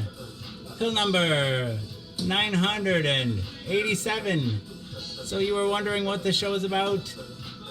People often wonder what the show is about. The premise is deceptively simple. I take my HIV medication live on the Book of Face each day in front of friends, family, and strangers. I do so in order to embrace stigma, dispel ignorance, and find support after 987 87 pills, 987 shows. A number of bells, whistles, and bows have risen up and around and about the show.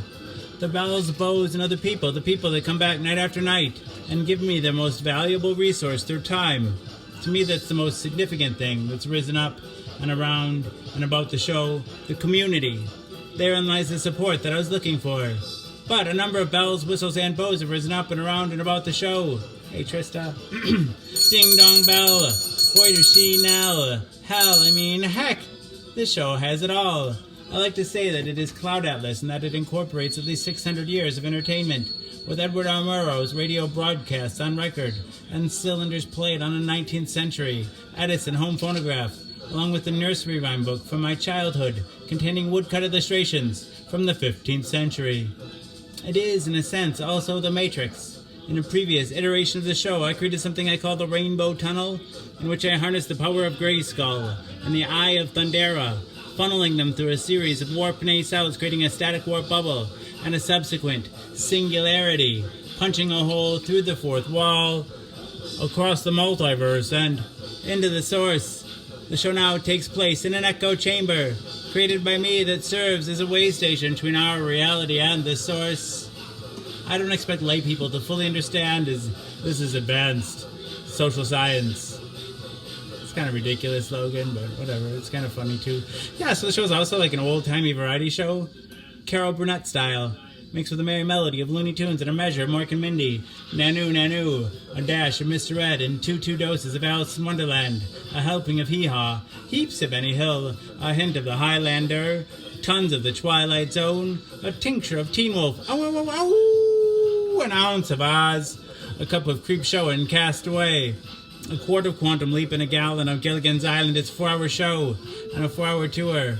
Piles of Pee-wee's Playhouse, a pinch of Peter Pan, a pound of Popeye, I Am What I Am, a whole block of Mr. Rogers' Neighborhood, and a ration of the Rocky Horror Picture Show.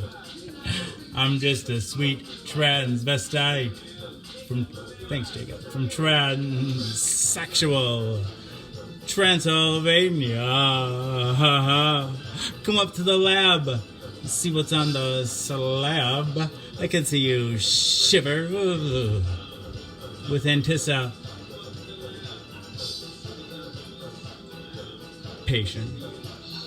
Touch me. I want to be dirty. Thrill me. Chill me. Fill me, creature of the night, an undone Benjamin Button, a corny ear of Dumbo, a college try of I Spy, a couple raw strokes of Bob Ross, a spoonful of Mary Poppins, and the full Monty Python, finally lumping Rick and Morty with a liter of I Love Lucy in the sky with diamonds and wham bam. Thank you, ma'am. You've got the show. But how many Gumbies do you see? Everything is out of place and out of time here, including and especially me. April will always be pregnant. Harambe will always be ready for her I-5's the first. On the second coming, will always be risen with the Obamas getting blowjobs from the Woodies, the Supermen. And their boners will always be spinsters and sempstresses working the sweatshop. The Twin Towers will always stand with Lady Liberty. You will have their MTV. Pigs will fly. Disco and dance will reign. Like men did in the days of old. I write nightly the future history of anachronism for your future children and your elderly grandparents. May they enjoy it now and time immemorial. I think you're right, Jacob. She's been trolling me or been here longer than almost anybody else here, or at least that's here right now. If I'd have people take only one thing away from this show, it would be the knowledge that HIV is preventable.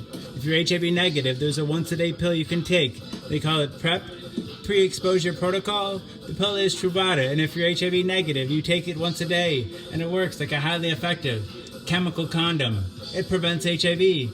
But if you're already HIV positive like me, treatment is prevention. By taking my medication every day and maintaining an undetectable viral load, it makes it so I'm not contagious. U equals U. Undetectable equals untransmissible. You could fuck me bareback all day long and never catch HIV from me. It's a brave new world. The future is now. And it's 1969. Free love. Woo. So that's the show in a fairly large nutshell. Hey, Samantha.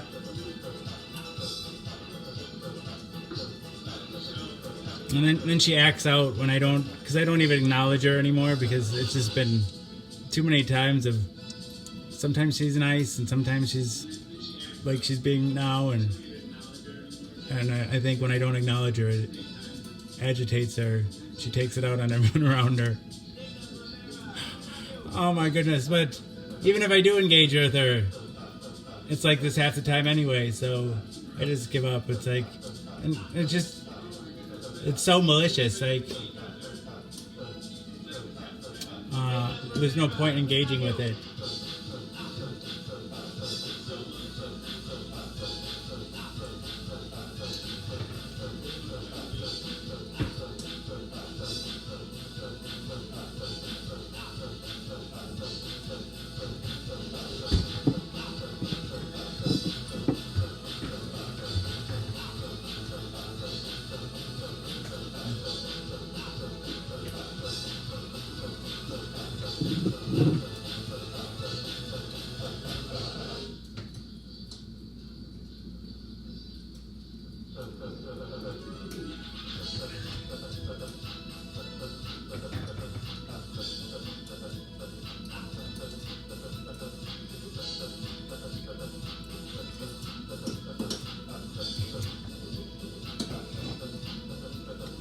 I won't pretend to know the inside of her mind or her heart. I'm not convinced she's a real person.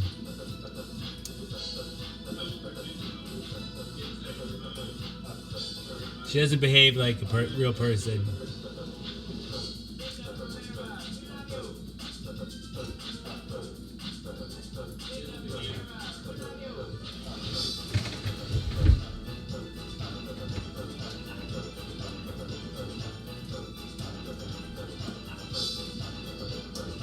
Oh, thank you, Cher.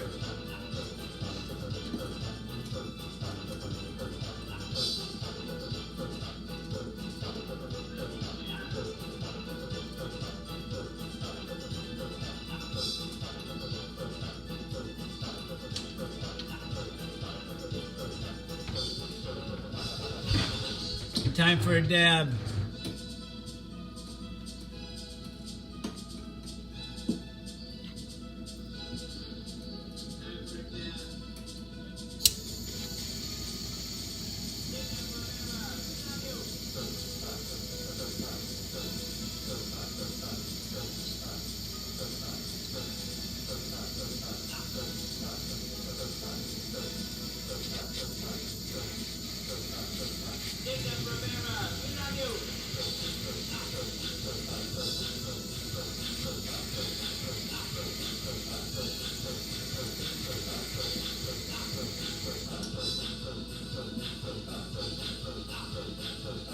Thank you, Samantha.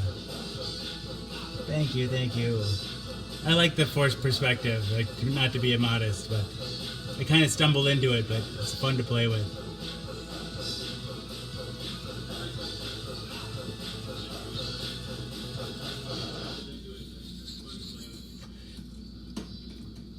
All the cool things on the show were just accidents. A series of accidents that put together. Happy accidents.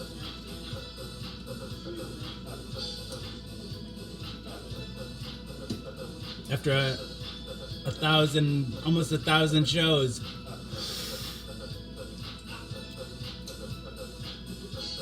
I guess stumbled into a few things.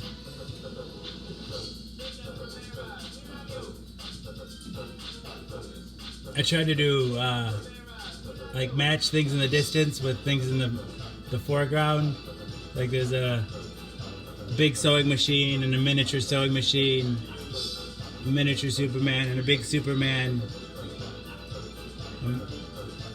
a miniature keyboard and a big keyboard, a big TV and a miniature TV, and a big fireplace and a mini fireplace, a mini phonograph horn and a big phonograph horn, and and then there's just a smattering of things that people either gave to me or things from my childhood.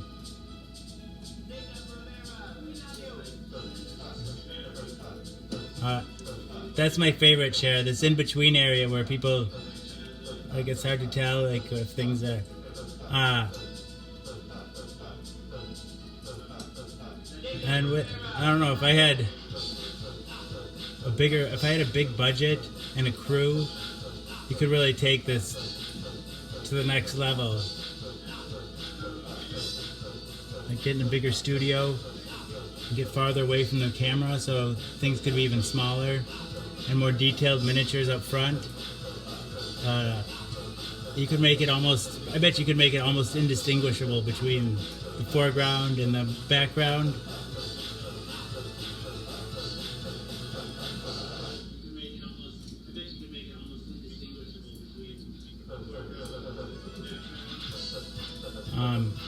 My favorite is, Cher said she thought the keyboards were the same size. My favorite, a few people have come in, more than one person's come in and said, "Where did you get a giant iPhone?" That's my favorite.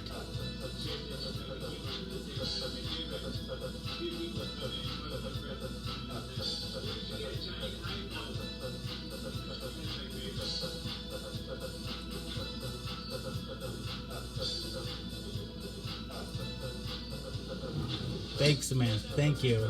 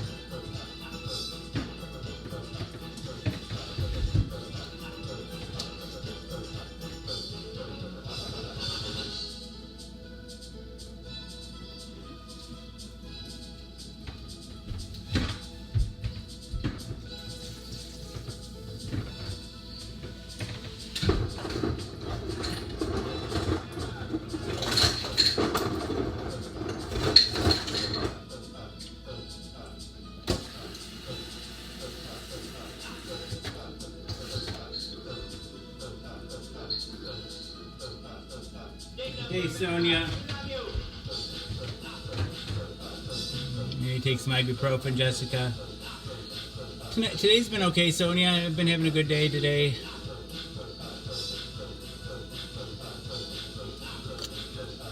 Cheers.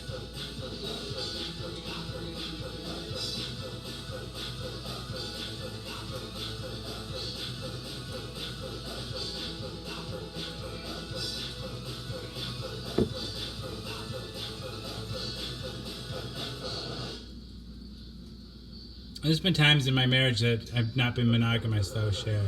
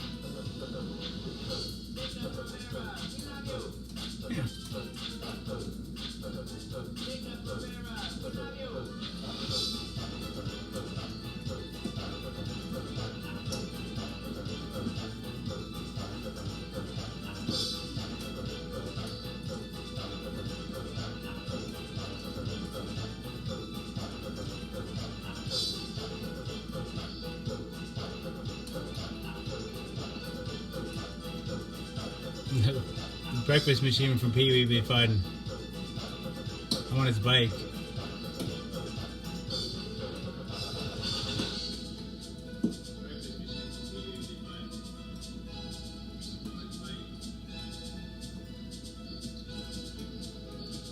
No, I got tired of the grinder scene. So my wife and I have been functionally monogamous for At least a year and a half, I think.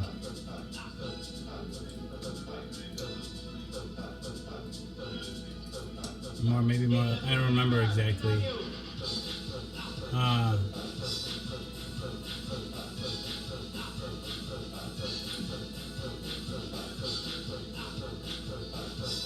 Like the show is about embracing stigma, and Donna thinks she can use something against. That's why she's bringing it up, because she thinks that it's either make me look bad in other people's eyes, or she thinks it's bad.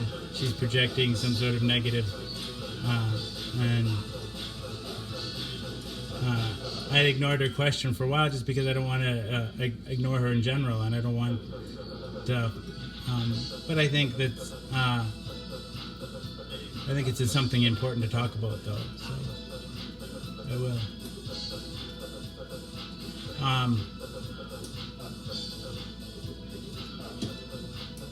Right after I was first diagnosed with HIV, I couldn't go back on Grindr for a year even. Like, I didn't touch it.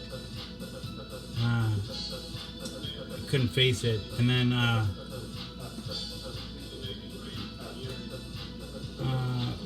after a year, like, I dipped my toe back in just to, like, prove to myself that I still could, right? Like,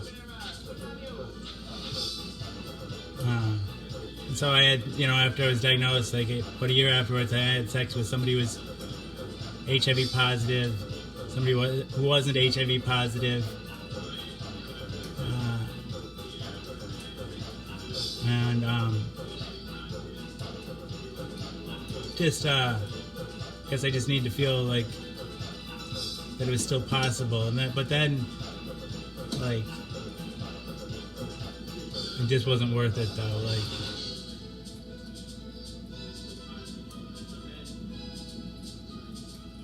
just like the way people react when you tell them, and like just having to deal with ignorance all the time. And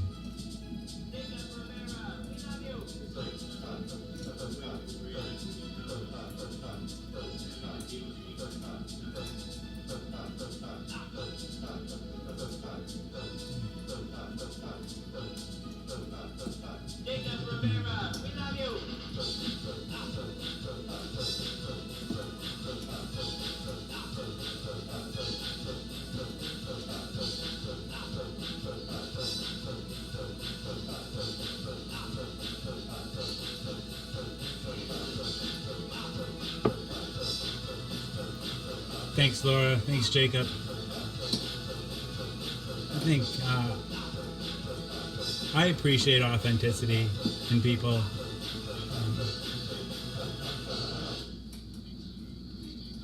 We're all human.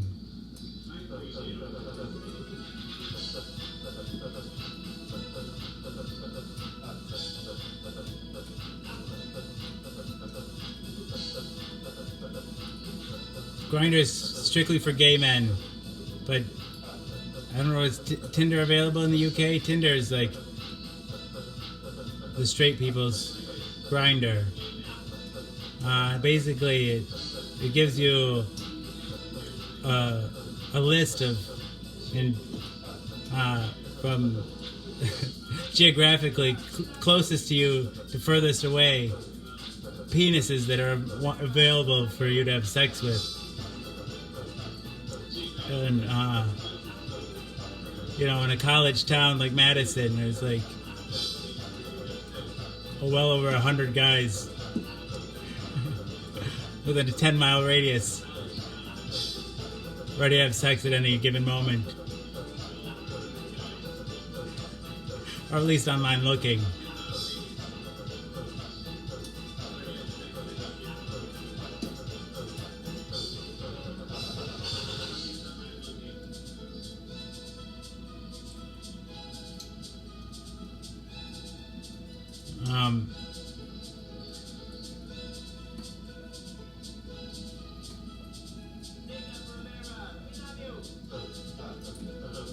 I was a serial monogamist most of my life,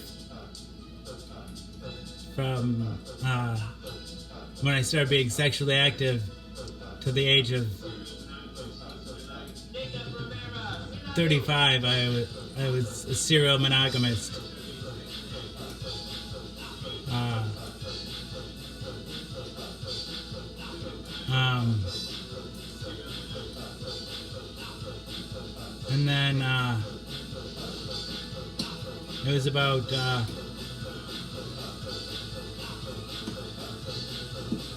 let's see.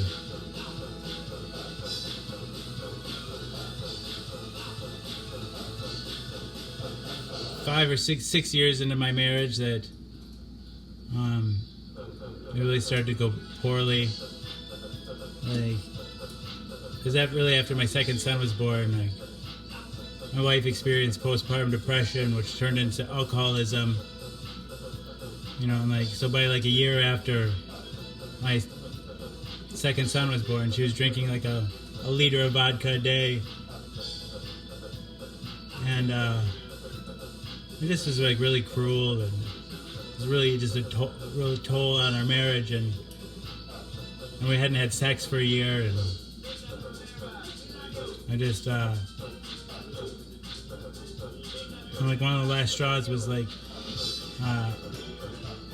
she was giving me a hard time about masturbating and to gay porn, and she knew I was bisexual before we were even married. Like, I had come out to her when we were just friends, so like she knew what she signed up for, right? You know, like she knew that, and so like when, you know, like I was just like, what, I had it, like when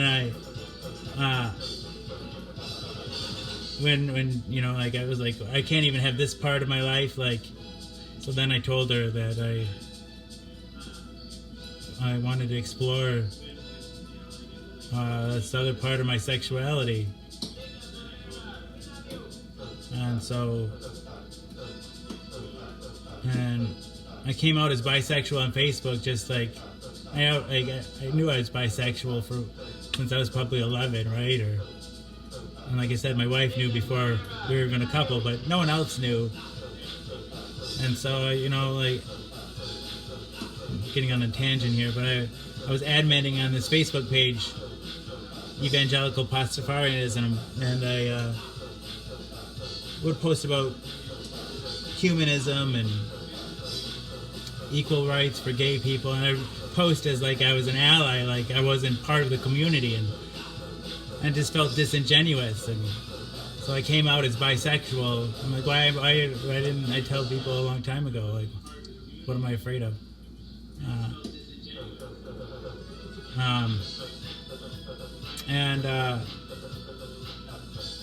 But then, so I'd been out on Facebook for a while, and then I decided like I wanted to explore this,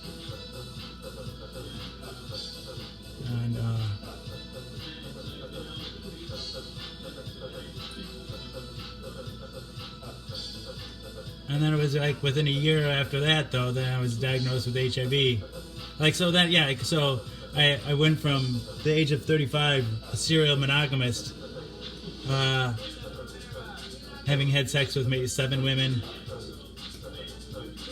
and one guy's like a one-night stand.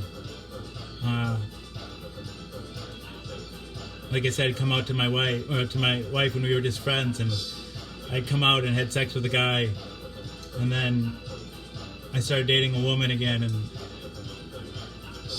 my then just friend, who became my wife, she saw that I was dating this woman and saw that I wasn't completely gay, so she's like, she came out and she told me that she had feelings for me, and we had been friends this was 2004, and we'd been friends since 1998, and I always had a crush on her, and she was dating a friend of mine.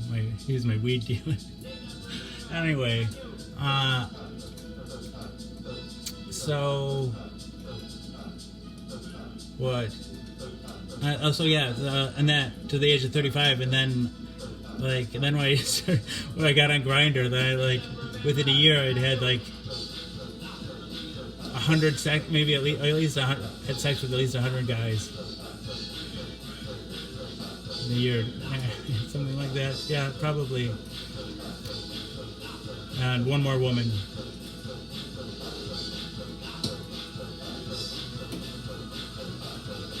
My wife and I had some threesomes. We had a threesome with a young woman and threesomes with a few guys. And I was busy on my own quite a bit. Oh, it was embarrassing to contract HIV. It was like I was so proud of coming out. It's ended up to like it's like felt like I slinked with my tail between my legs. Like everybody's like felt like everybody'd say, "I told you so." Whatever. Anyway.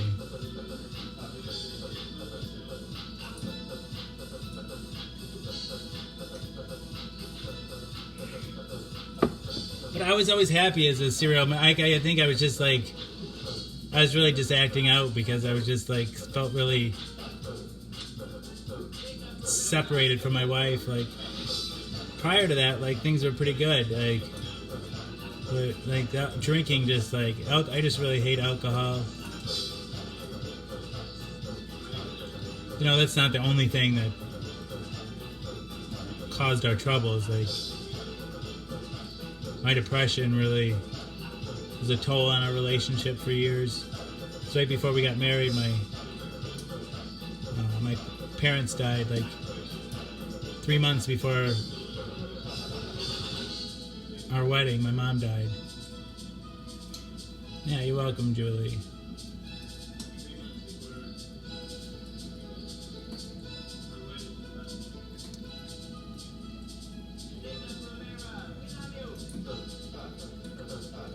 Thanks for listening. Without judgment.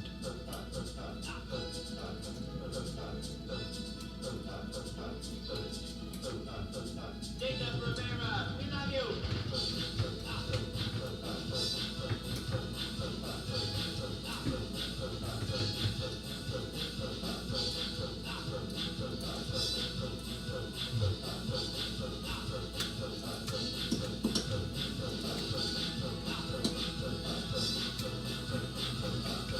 Love you too, Cher.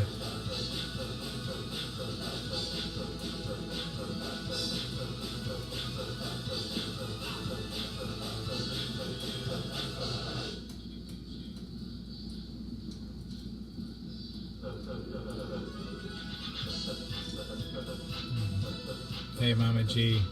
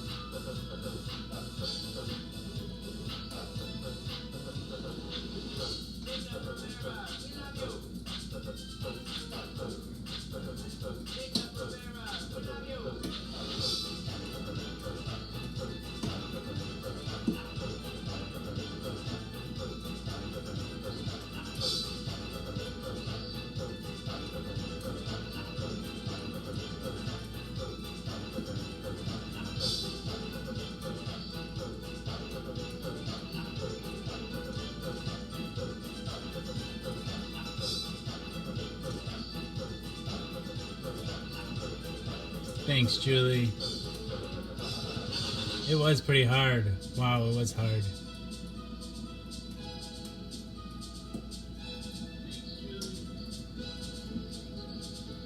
In some ways, I'm still just reeling from it, but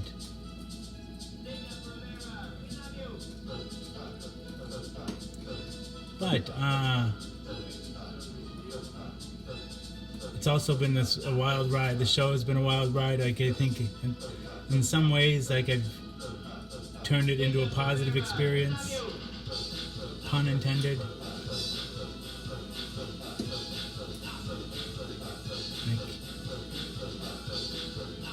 I like to think that it's like meant something. Like even though it's been hard, it's been worth it.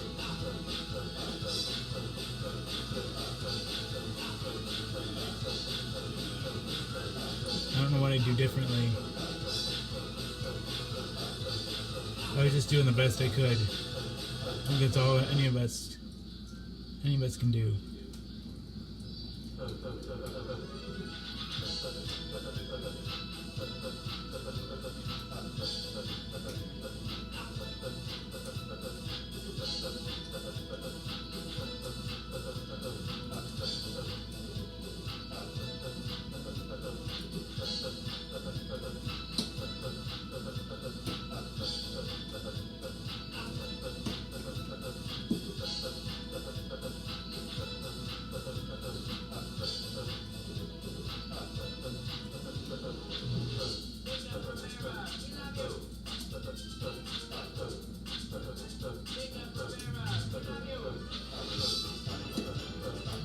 to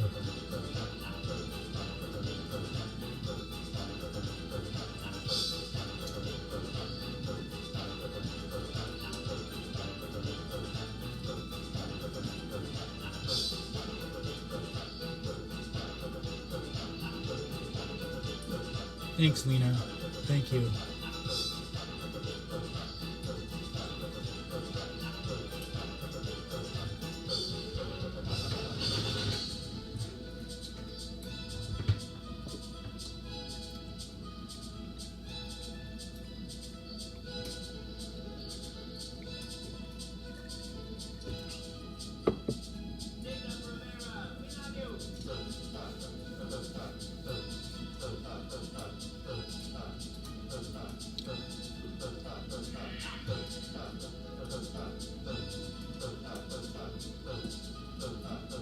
Jacob Rivera, we love you. Jacob Rivera, we love you.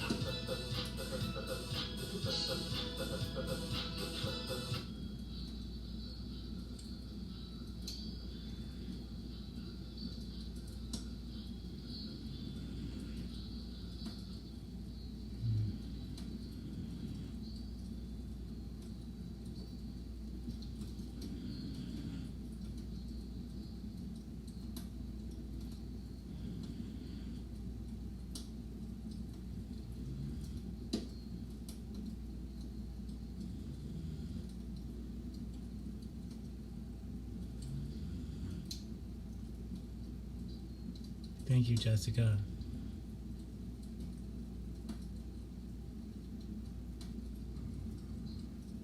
You know, you guys always hear me say the premise, like all the shows that all the things that the show is.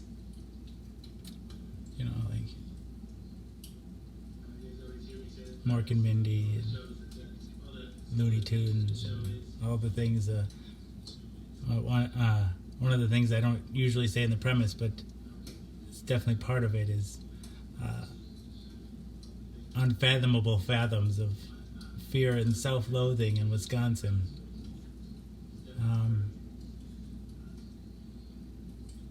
Yeah, I really struggle with feeling good about myself, or struggle with feeling bad about myself,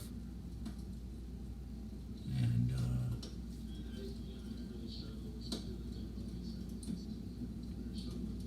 because I used to be a lot more functional than I am right now,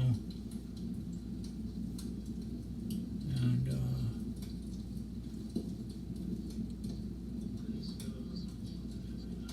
could take care of myself. Like, I just haven't been able to take care of myself.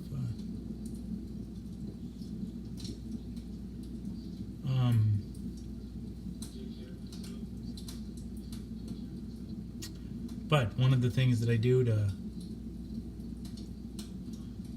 learn to love myself is this theory that if I start with everyone else first,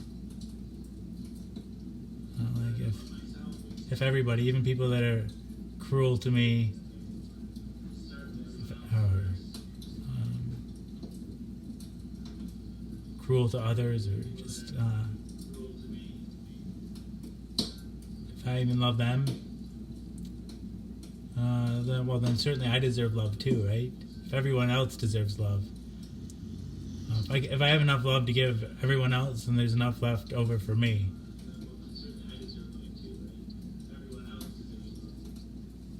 Thanks, Joseph. I love you too.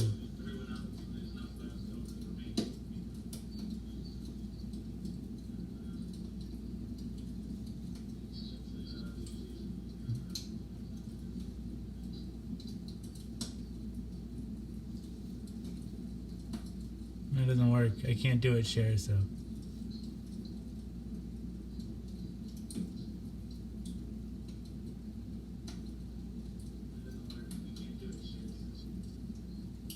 Oh, I don't want to move the Pikachu. It's a delicate position.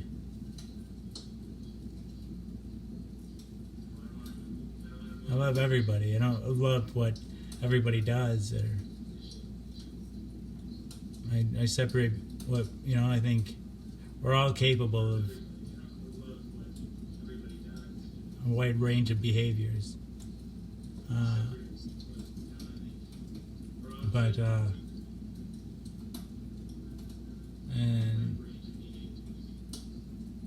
And there's there's some things that people do, and even some of the things that people feel and think really bother me.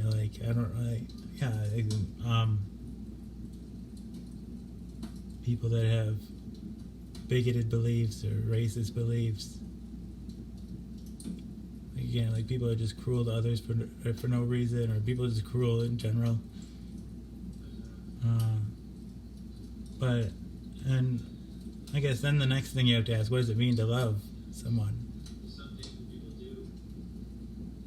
For me, I think it's easier to start. If you want to define love, I think it's easier to just say what it isn't. It's not, for me, it's not possessing someone.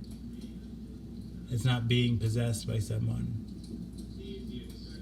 It's not, I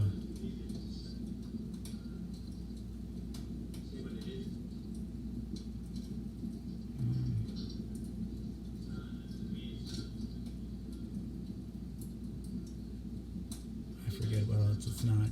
I heard a list of things it's not. But I think for me it's I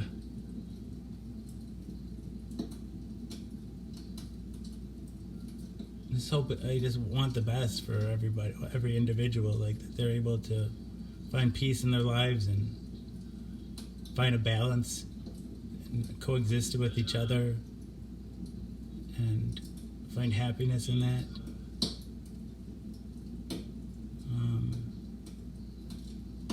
To not bear any ill will.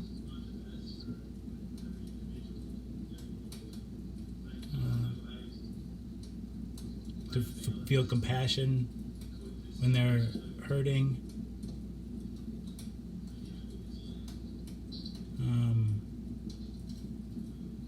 Sharing their joy when they're happy.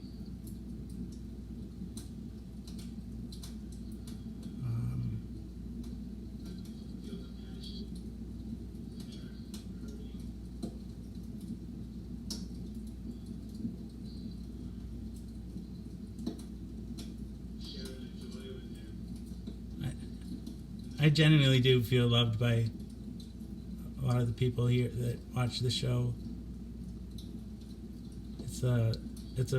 Feels like a family of sorts. I've really been taken care of by a lot of the people here, and I'll always be grateful for that.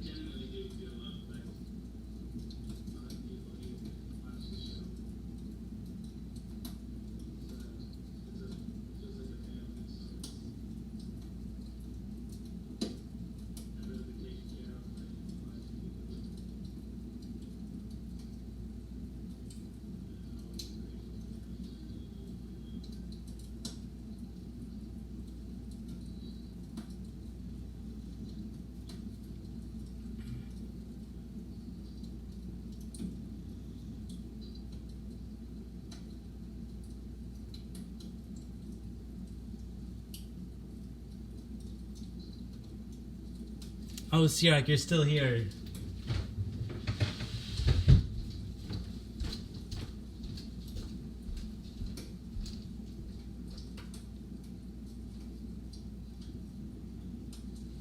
Sirak, Aslama, we love you! Sirak, we love you!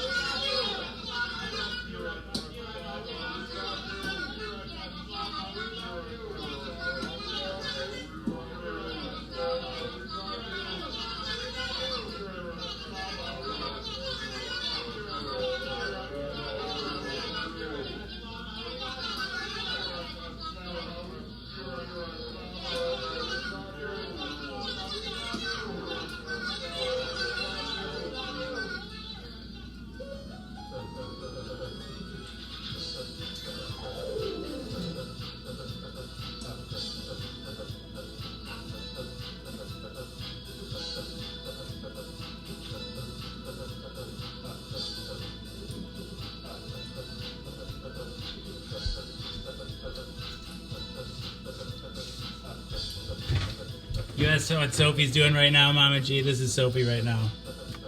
She's lying on the couch like this.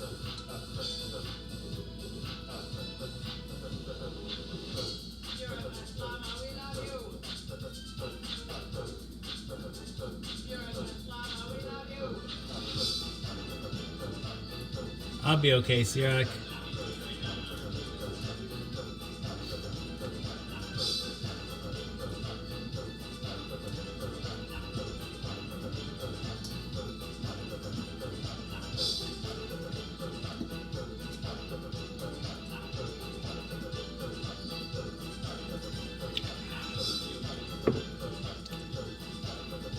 I'm gonna share to the art groups now.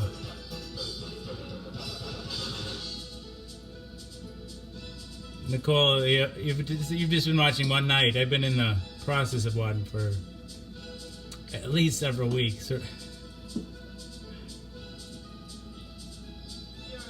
at least a couple weeks. And it's probably been an arc. Maybe, I don't know, just like, I don't know how to, it's been like a downward arc, maybe, slowly. I don't know. Over the 1,000 pills. It's hard to say.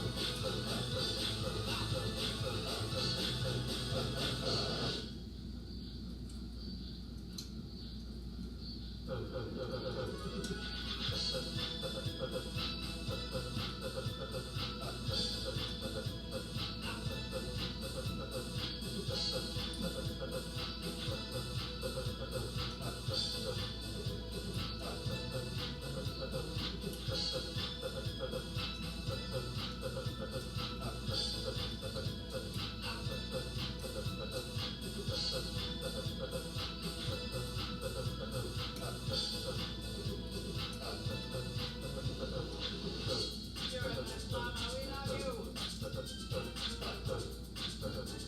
You're the best, Mama. We love you.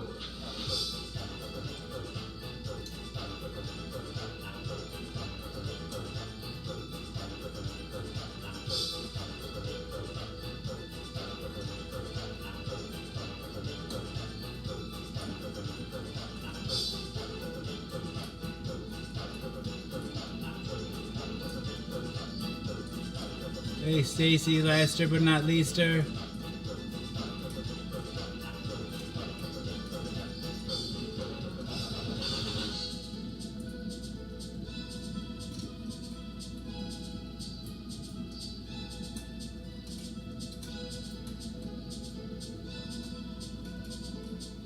Oh, thanks, Nicole. You're the best, Mama. We love you.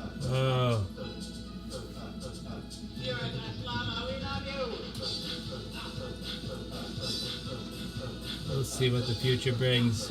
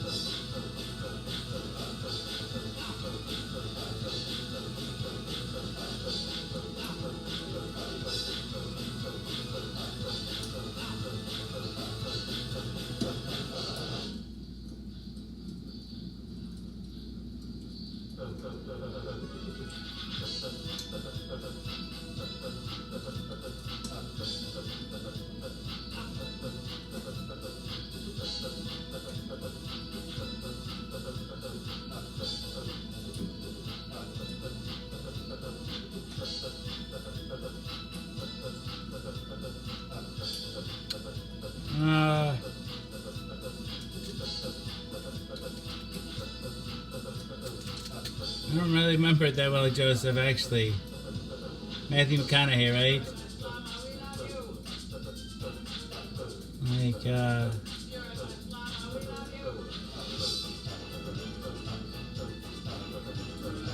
I think I did. I don't think I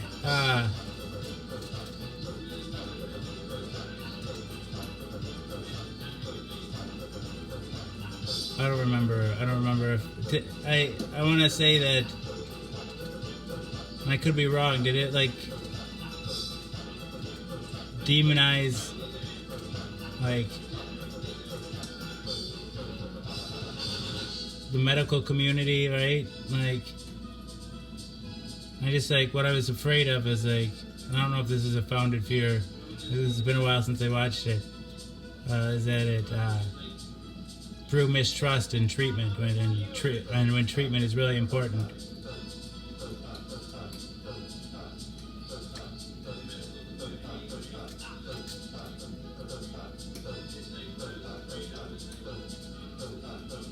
You're a best llama, we love you.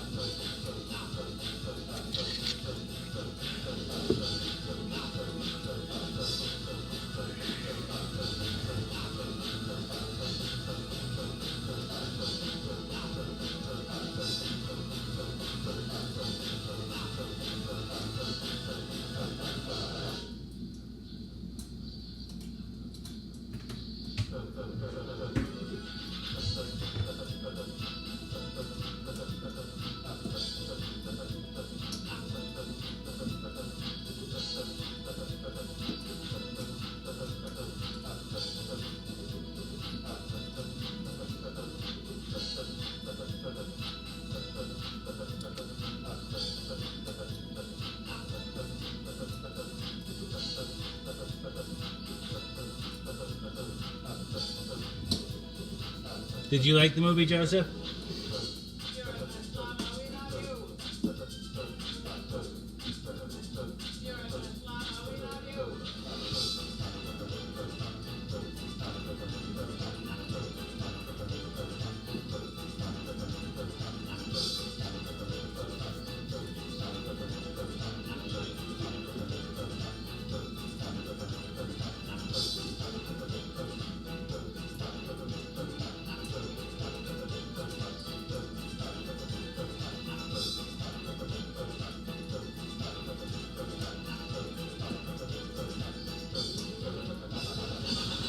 Back at you, Mama G.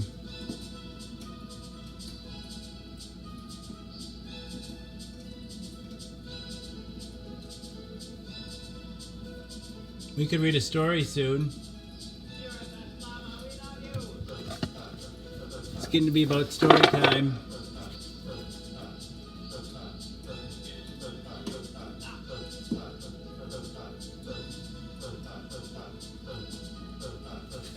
You're a best llama, we love you.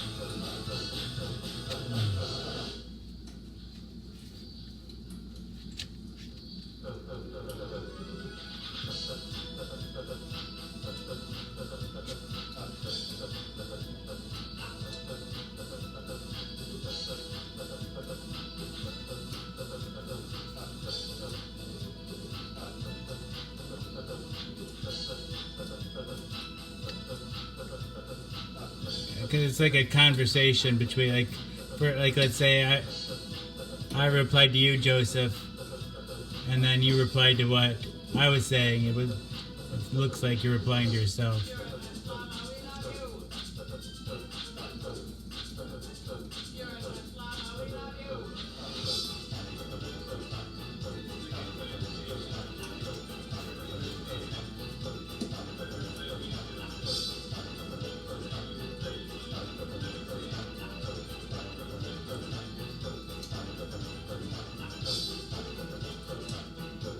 Maybe I'll read one of my favorite ones instead of going in order.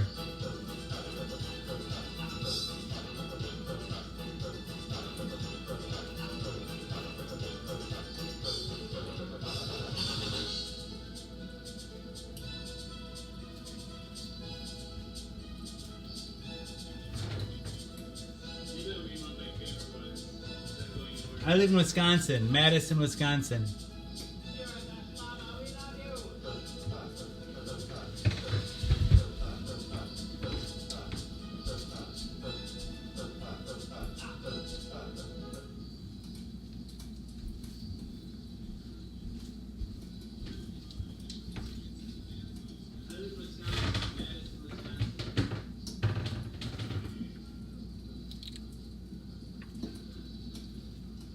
Okay, this is a short story from The Most Beautiful Woman in Town and Other Stories by Charles Bukowski. This one's called A Lovely Love Affair.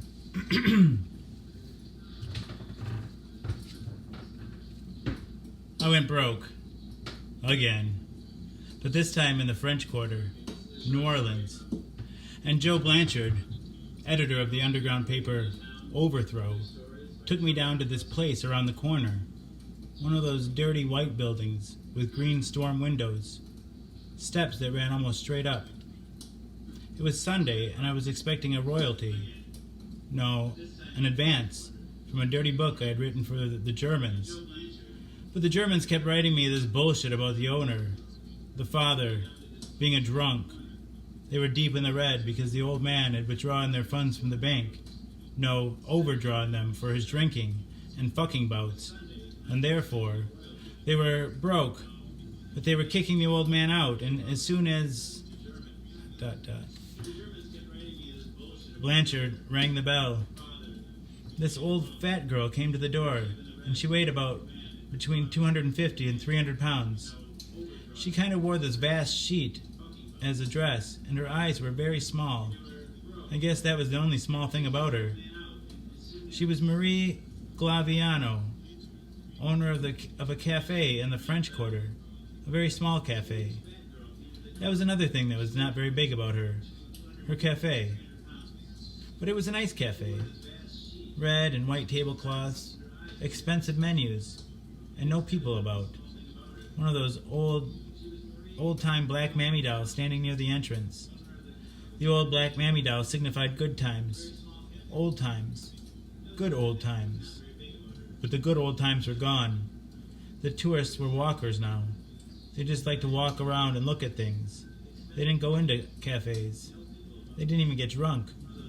Nothing paid anymore. The good times were over. Nobody gave a shit, and nobody had any money, and if they had any, they kept it. It was a new age, and not a very interesting one. Everybody kind of watched the revolutionaries and the pigs rip at each other. That was good entertainment, and it was free, and they kept their monies in their pockets, if they had any money. Blanchard said, "Hello, Marie. This is Charlie Sirkin." "Charlie, this is Marie." "Hi," I said. "Hello," said Marie Glaviano. Let us come in a minute, Marie," said Blanchard. There are only two things wrong with money. Too much or too little. And I was down at the too little stage again. We climbed the steep steps and followed her down one of those long, sideways built places. I mean all length and no width. And then we were in the kitchen, sitting at a table. There was a bowl of flowers. Marie broke open 3 bottles of beer and sat down. "Well, Marie," said Blanchard, "Charlie's a genius. He's up against the knife. I'm sure he'll pull out. But meanwhile, he's got no place to stay." Marie looked at me. "Are you a genius?" I took a long drag at the beer. Well, frankly, it's hard to tell. More often, I feel like some type of subnormal. Rather like all these great big white blocks of air in my head. "He can stay," said Marie. It was Monday. Marie's only day off, and Blanchard got up and left us there in the kitchen. Then the front door slammed, and he was out of there. "What do you do?" asked Marie. "Live on my luck," I said. "You remind me of Marty," she said. "Marty?" I asked, thinking, my God, here it comes. And it came. "Well, you're ugly, you know. Well, I don't mean ugly. I mean beat up, you know. And you're really beat up. You're even more beat up than Marty was. And he was a fighter. Were you a fighter?" "That was one of my problems. I could never fight worth a damn." "Anyhow, you got the same look as Marty. You've been beat, but you're kind. I know your type. I know a man when I see a man. I like your face. You got a good face." Not being able to say anything about her face, I asked, "You got any cigarettes, Marie?" "Why, sure, honey." She reached down into that great sheet of a dress and pulled out a full pack out from between her tits. She could have carried a week's worth of groceries in there. It was kind of funny. She opened me another beer. I took a good drain and then told her I could probably fuck you until I made you cry. "Now look here, Charlie," she said. "I won't have you talking that way. I'm a nice girl. My mother brought me up right. You keep talking that way and you can't stay." "Sorry, Marie, I was just kidding." "Well, I don't like that kind of kidding." "Sure, I understand. You got any whiskey?" "Scotch." "Scotch is fine." She brought out an almost full fifth, 2 water glasses. We had ourselves some scotch and water. That woman had been around. That was obvious. She's probably been around 10 years longer than I. Well, age wasn't any crime. It was only that most people aged badly. "You're just like Marty," she said again. "And you're not like anybody I've ever seen," I said. "Do you like me?" she asked. "I've got to," I said, and she didn't give me any snot over that bun. We drank another hour or 2, mostly beer, but with a bit of scotch here and there. And then she took me down to my bed. And on the way, we passed a place and she was sure to say, "That's my bed." It was quite wide. My bed was next to another one. Very strange. But it didn't mean anything. "You can sleep in either bed," said Marie, "or both of them." There was something about that felt like a put-down. Well, sure. I had a head in the morning, and I heard her rattling in the kitchen. But I ignored it, as any wise man would, and I heard her turn on the TV for the morning news. She had on the TV on the breakfast nook table, and I heard the coffee perking. It smelled rather good, but the smell of bacon and eggs and potatoes I didn't like, and the sound of the morning news I didn't like. And I felt like pissing, and I was thirsty, but I didn't want Marie to know that I was awake. So I waited, mildly pissed. Haha, yes, but wanting to be alone, wanting to own the place alone. And she kept fucking around, and finally I heard her running past my bed. "Gotta go," she said. "I'm late." "Bye, Marie," I said. When the door slammed, I got up and walked to the crapper, and I sat there and I pissed, and I crapped, and I sat there in New Orleans, far from home, wherever my home was. And then I saw a spider sitting in a web in the corner, looking at me. Now that spider had been there a long time. I knew that. Much longer than I had. First, I thought of killing him. He was so fat and happy and ugly. He owned the joint. I'd have to wait some time until it was proper. I got up and wiped my ass and flushed. As I left the crapper, the spider winked at me. I didn't want to play with what was left of the fifth, so I sat in the kitchen, naked, wondering how people can trust me so. Who was I? People were crazy. People were simple. That gave me an edge. Hell yes, it did.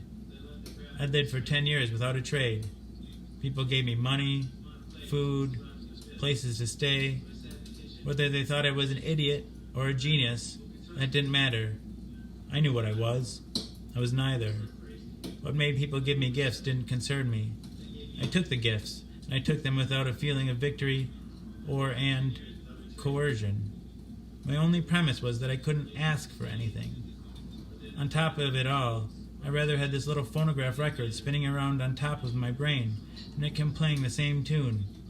Don't try. Don't try. It seemed like an alright idea. Anyhow, after Marie left, I sat in the kitchen and drank 3 cans of beer I found in the refrigerator. I never cared much for food. I'd heard of people's love of food, but food only bored me. Liquid was okay, but bulk was a drag down. I liked shit. I liked to shit. I liked turds. It was such terrible work creating them. After 3 cans of beer, I noticed this purse on the seat next to me. Of course, Marie had taken another purse to work. Would she be foolish enough or kind enough to leave money? I opened the purse. There at the bottom was a $10 bill. Well, Marie was testing me, and I'd prove worthy of her test. I took the 10, walked back to my bedroom, and dressed. I felt good. After all, what did a man need to survive? Nothing. It was true, and I even had a key to the place. So I stepped outside and locked the door to keep out the thieves. And there I was out on the streets. The French Quarter. What a stupid place that was. But I had to make it do. Everything had to serve me. That's the way it went. So, oh yes, I was walking down the street. And the trouble with the French Quarter was that there just weren't any liquor stores around like in other decent parts of the world. Maybe it was deliberate. One had to guess that it helped those horrible shitholes on every corner that were called bars. The first thing I ever thought of when walking into one of those quaint French Quarter bars was vomiting, and I usually did, running back to some urine-stinking piss pot and letting go. Tons and tons of fried eggs and half-cooked greasy potatoes, and then walking back in after heaving and looking up upon them. The only thing more lonely and inane than the patrons was the bartender, especially if he owned the place. Okay, so I walked around knowing that the bars were the lie. And you know where I found my 3 six-packs? A little grocery store with stale bread, and all about it, even peeling into the paint, this half-sex smile of loneliness. Help me, help me, help me. Terrible, yes. And they can't even light the place up. Electricity costs money. And here I was, the first guy to buy a 6-pack in 17 days, the first guy to buy 3 6-packs in 18 years. And my God, she almost came across the top of the cash register. It was too much. I grabbed my change and 18 tall cans of beer and ran out into the stupid French Quarter sunlight.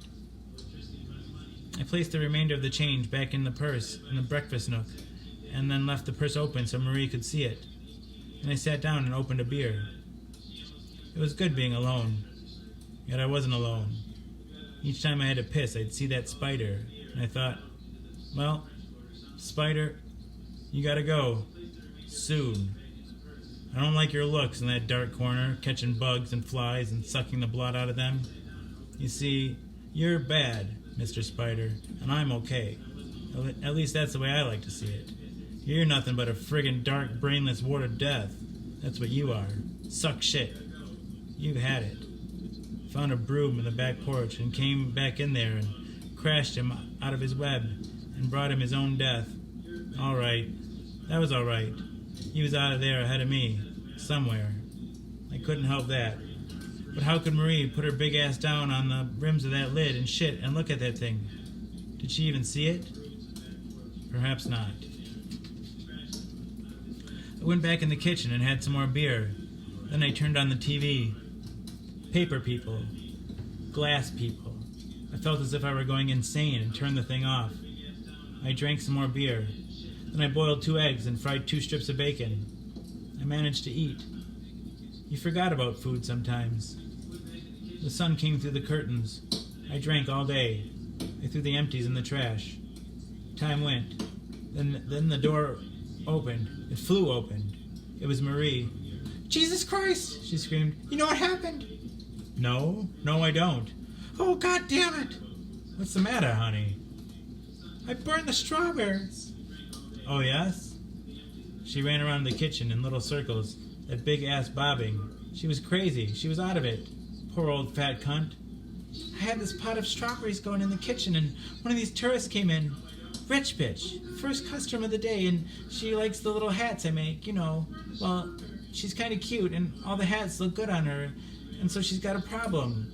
And then we get to talking about Detroit. She knew somebody in Detroit that I knew, you know. And we're talking, and then all of a sudden I smell it.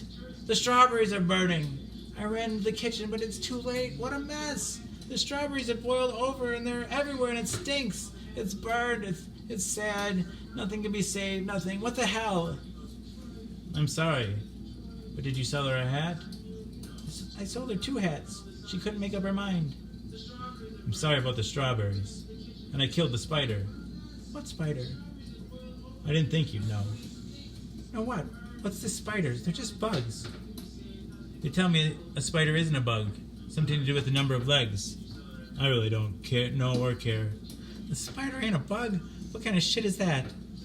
Not an insect, so they say. Anyhow, I killed the damn thing. You been in my purse? Sure, you left it there. I had to have beer. You have to have beer all the time? Yes. You're gonna be a problem. You had anything to eat? 2 eggs, 2 slices of bacon. You hungry? Yes, but you're tired. Relax, have a drink. Cooking relaxes me, but first I gotta have a hot bath. Go ahead. Okay. She reached over and turned on the TV, and then went to the bathroom. I had to listen to TV. A news broadcast. Perfectly ugly bastard. 3 nostrils. Perfectly hateful bastard dressed like a little inane doll, sweating and looking at me, saying words I hardly understood or cared about. I knew that Marie would be looking at TV for hours, so I had to adjust to it. When Marie came back, I was looking directly into the glass, which made her feel better. I looked as harmless as a man with a checkerboard and the sports page. Marie had come out, dolled in another outfit. She might have even looked cute, but she was so goddamn fat. Well, anyhow, I wasn't sleeping on a park bench. You want me to cook, Marie? No, it's all right. I'm not so tired now. She began preparing the food. When I got up for the next beer, I kissed her from behind the ear. You're a good sport, Marie. You got enough to drink for the rest of the night? She asked. Sure, kid. And there's still that 5th. Everything's fine. I just want to sit here and look at the set and listen to you talk, okay? Sure, Charlie. I sat down. She had something going. It smelled good. She was evidently a fine cook. The whole walls crawled with this warm smell of cooking. No wonder she was so fat. Good cook, good eater. Marie was making a pot of stew. Every now and then she'd get up and add something to the pot. An onion, a piece of cabbage, a few carrots. She knew. And I drank and looked at that big sloppy old gal, and she sat there making these most magic hats, her hands working into a basket, picking up first this color, then that, this length of ribbon, then that, and then twisting it so, sewing it so, placing it against the hat, and that 2-bit straw was just more magic. Marie created masterpieces that would never be discovered, walking down the street on tops of bitches' heads. And she worked and tended the stew. She talked. It's not like it used to be. People don't have any money. Everything's traveler's checks and checkbooks and credit cards. People just don't have money. They don't carry it. Credit's everything. A guy gets a paycheck and it's already taken. They mortgage their whole lives away to buy one house, and then they've got to fill that house with shit and have a car. They're hooked on house, and the legislators know this and tax them to death with property taxes. Nobody has any money. Small businesses just can't last. We sat down to the stew, and it was perfect. After dinner, we brought out the whiskey, and she brought me 2 cigars, and we looked at TV and didn't talk much. I felt as if I'd been there for years. She kept working on the hats, talking now and then, and I'd say, "Yeah, that's right," or "Is that so?" And the hats kept flying off her hands, masterpieces. "Marie," I told her, "I'm tired. Gotta go to bed." She told me to take the whiskey with me, so I did. But instead of going down to my bed, I threw back the cover of Marie's bed and crawled in. After undressing, of course. It was a fine mattress, was a fine bed. It was one of those old-fashioned high-post jobs with a wooden roof, whatever they called them. I guess if you fucked until the roof came down, you made it. I'd never bring that roof down without help from the gods. Marie kept looking at the TV and making hats. Then I heard her turn off the set, switch out the kitchen light, and she came into the bedroom. Right past the bedroom, and she didn't see me. She went right down to the crapper. She was in there a while, and then I watched her switch out of her clothes and into this big pink nightie. She fucked with her face a bit, gave up and put on a couple of curlers, then turned around and walked toward the bed and saw me. My God, Charlie, you're in the wrong bed. Listen, honey, I'm not that kind of woman. Oh, cut the horse shit and climb in. She did. My God, she was nothing but meat. Actually, I was a bit frightened. What did you do with all that stuff? Well, I was trapped. What did you do with all that? I don't know. Marie's whole side of the bed sank down. Listen, Charlie. I grabbed her head, turned it, and she seemed to be crying. And then my lips were on hers. We kissed. Damn it, my cock was getting hard. Good God, what was it? Charlie, she said, you don't have to. I took one of her hands and placed it around my cock. Oh shit, she said. Oh shit. Then she kissed me, tongued me. She had a small tongue. At least that was small. And it ripped in and out, rather full of saliva and passion. I pulled away. What's the matter? Wait a minute. I reached over and got the fifth and took a good long pull. And I sat it down again. I reached under and lifted that huge pink nightie. I got to feeling, and I didn't know what I had, but it seemed to be it. Very, very small, though, but in the right place. Yes, it was her cunt. I poked it with my pecker. Then she reached down and guided me in. Another miracle. That thing was tight. It almost ripped the skin off me. We started working. I was looking for the long ride, but I didn't care. She had me. It was one of the best fucks of my life. I moaned and hollered, then finished. Rolled off. Unbelievable. When she came back from the bathroom, we talked a while. Then she went to sleep. But she snored, so I had to go down to my own bed. And I awakened the next morning as she went to work. Gotta hurry, Charlie, she said. Sure, baby. As soon as she left, I was in the kitchen. I went to the kitchen and drank a glass of water. She left the purse there. $10. I didn't take it. I walked back to the bathroom and took a good crap, without the spider. Then I took a bath. I tried to brush my teeth, vomited a bit. I dressed and walked into the kitchen. I'd gotten hold of a piece of paper and a pen. Marie, I love you. You are very good to me, but I must leave, and I don't know exactly why. I'm crazy, I guess. Goodbye, Charlie. I propped the note against the television set. I didn't feel good. I felt like crying. It was quiet in there. It was quiet in there the way I liked it. Even the stove and the refrigerator looked human. I mean, good human. They seemed to have arms and voices, and they said, hang around, kid. It's good here. It can be very good here. I found what was left of the fifth in the bedroom. I drank that. Then I found a can of beer in the refrigerator. I drank that. Then I got up and I made the long walk down the narrow place. It seemed like 100 yards. I got to the door and then I remembered I had the key. I walked back and put the key with the note.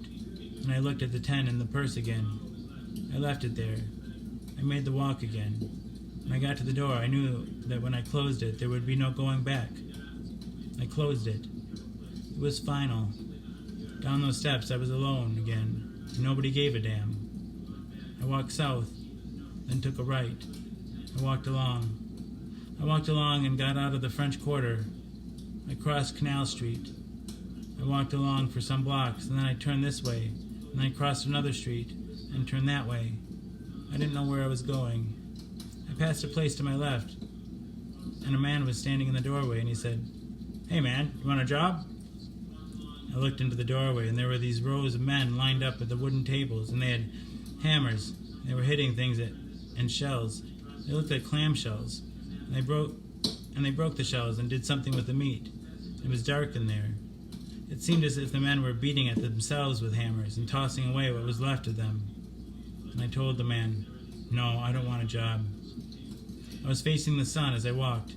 I had 74 cents. The sun was all right. The end.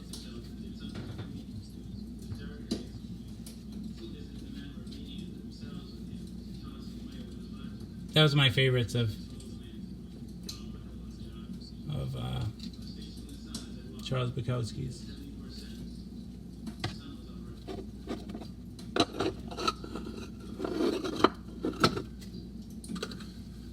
There's a lot of good stories in that book, but that's one of my favorites.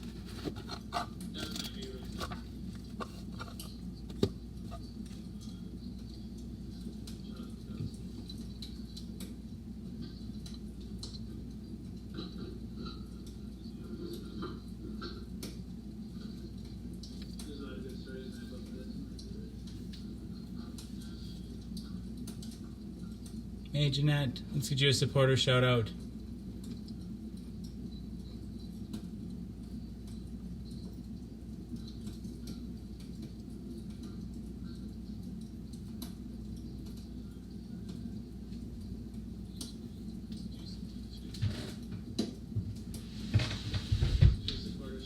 Hey Raylene.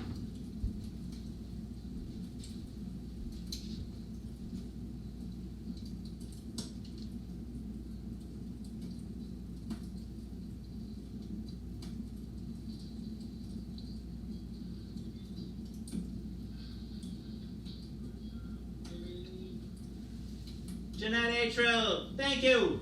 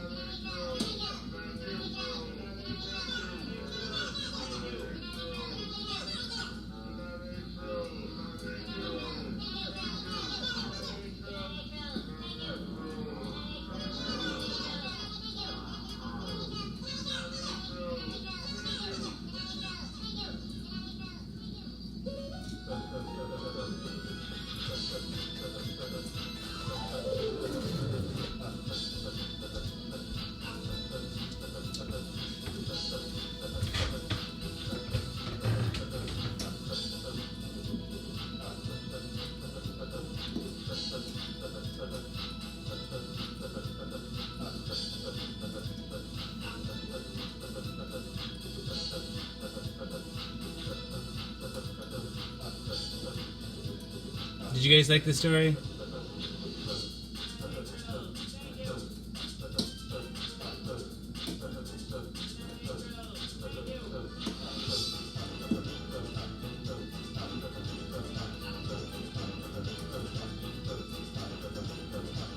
Hi, Brian.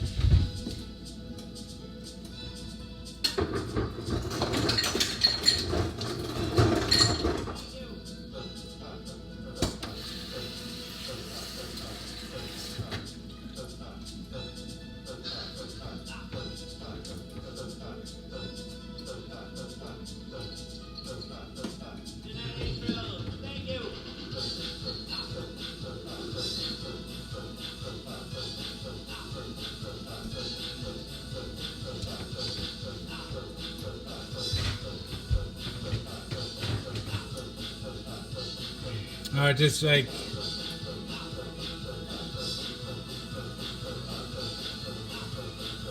I don't know, there's just something really sad about that story.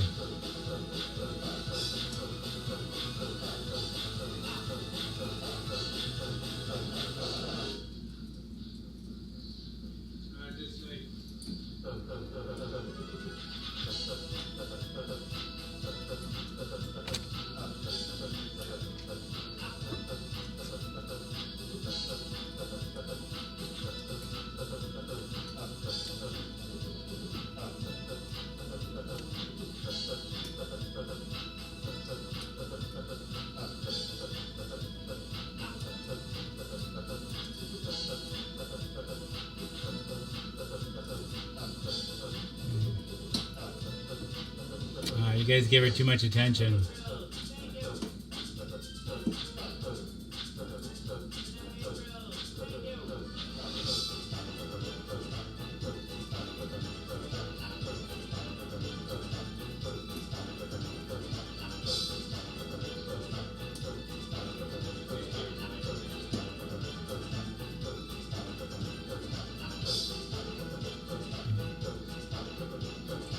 Oh, you can do whatever you like. It's okay. You know, like, I encourage people just to respond with kindness when people are being, but you know, like, I'm not the police, though.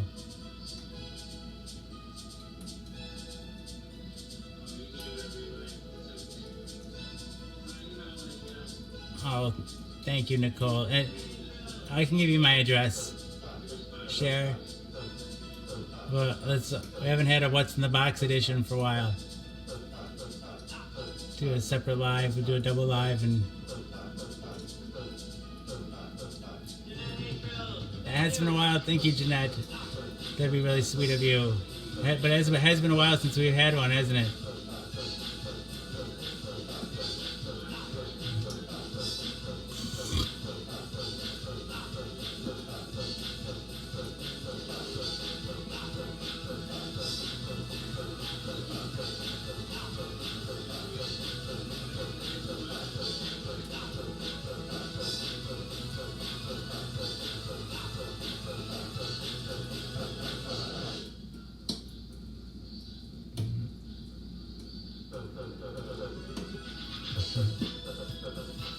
Overdue like April.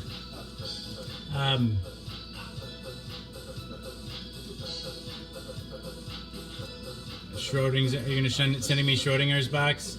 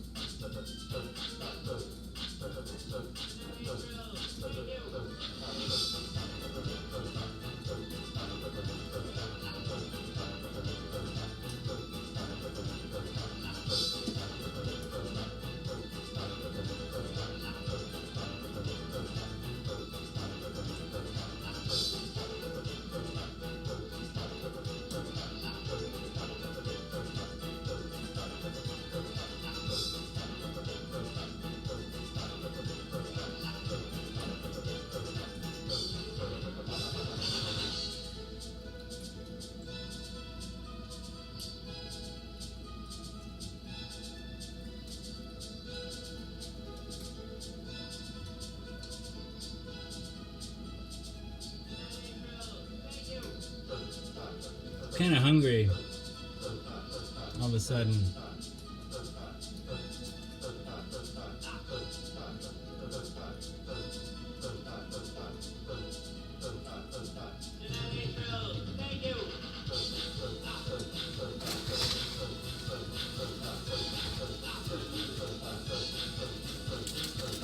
Anybody want a donut?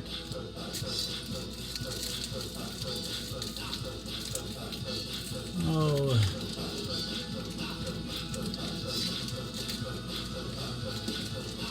Let's try not to get into too much fat shaming or cruelty to one another.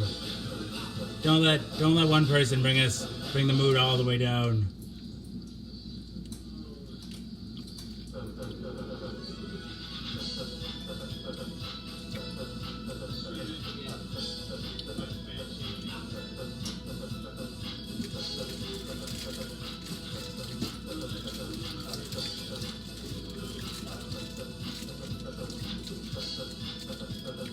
I'm just feeling like Rodney King here, Nicole. Can't we all just get along?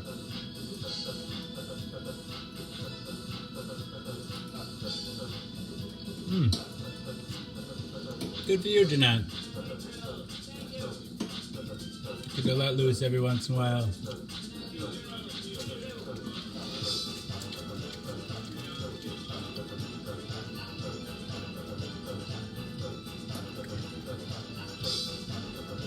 Oh yeah, really? We can listen to the Chi Chi Girl.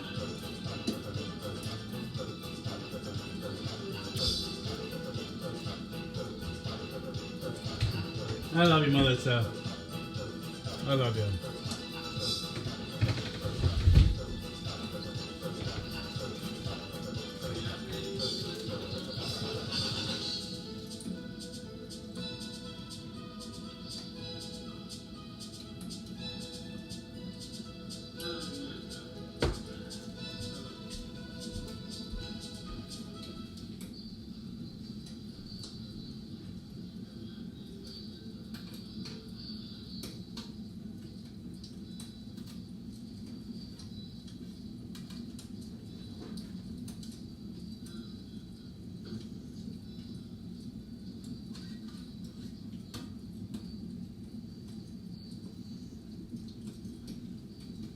Alright, we're gonna play I Can't Give You Anything But Love. I Can't Give You Anything But Love by Rose Murphy. She was also known as the Chi Chi Girl because of the fun noises she would make. She made noises like Chi Chi.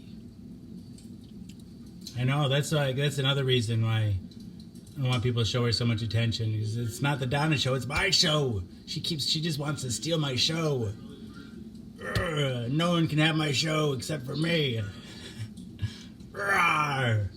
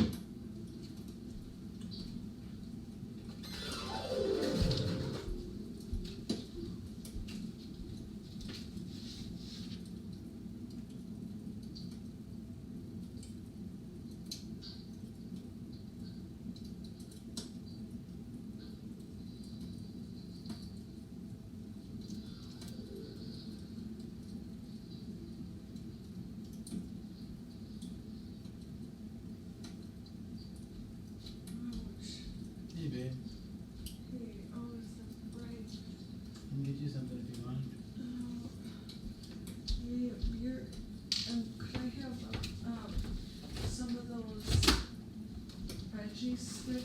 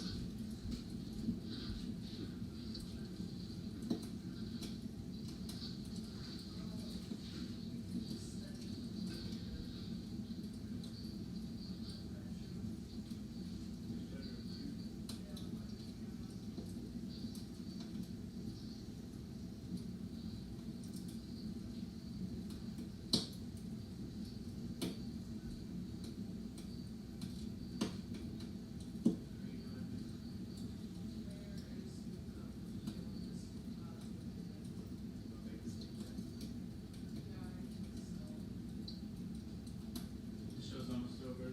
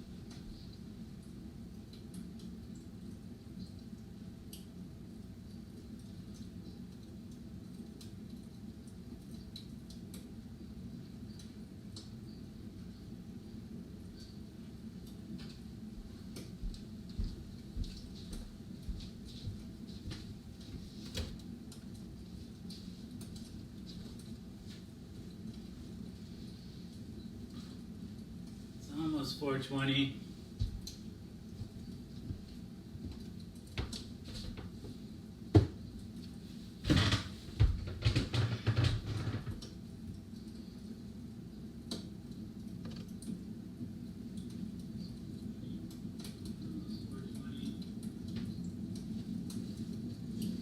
Maybe I'm gonna dang the dang show to the art groups this time.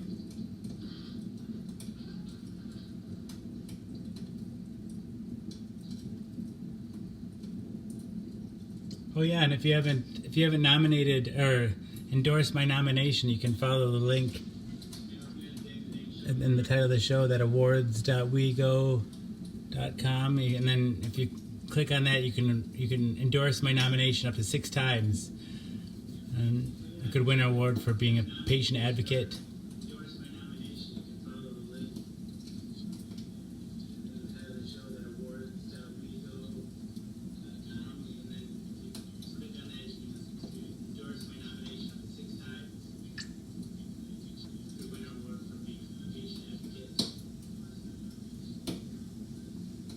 See, we'll go to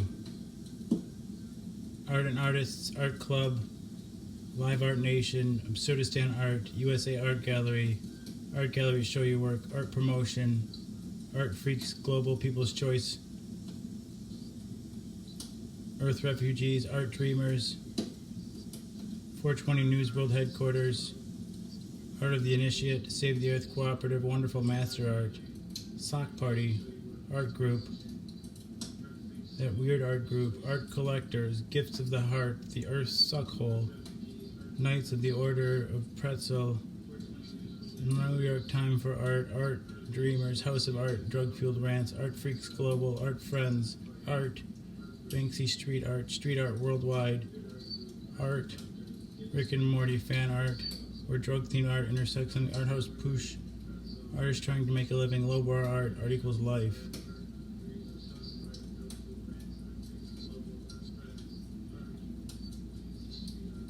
Facebook Live, go live now, Facebook Live. Facebook live streaming, Facebook live streaming. Savage my selfie. Roast my selfie worldwide, spiritual selfies, and rate my selfies. Okay, that'll be done. That's enough sharing for now.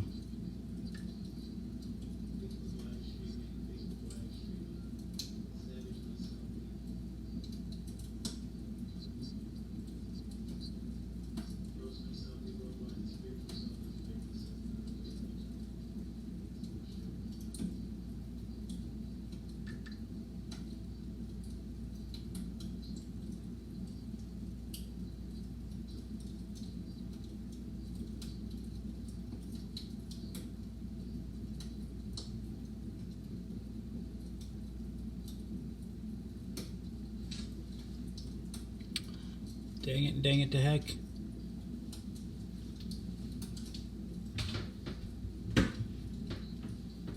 All ready for this dab? I'm ready. And then, after the dab, it'll be almost time for the show to be over.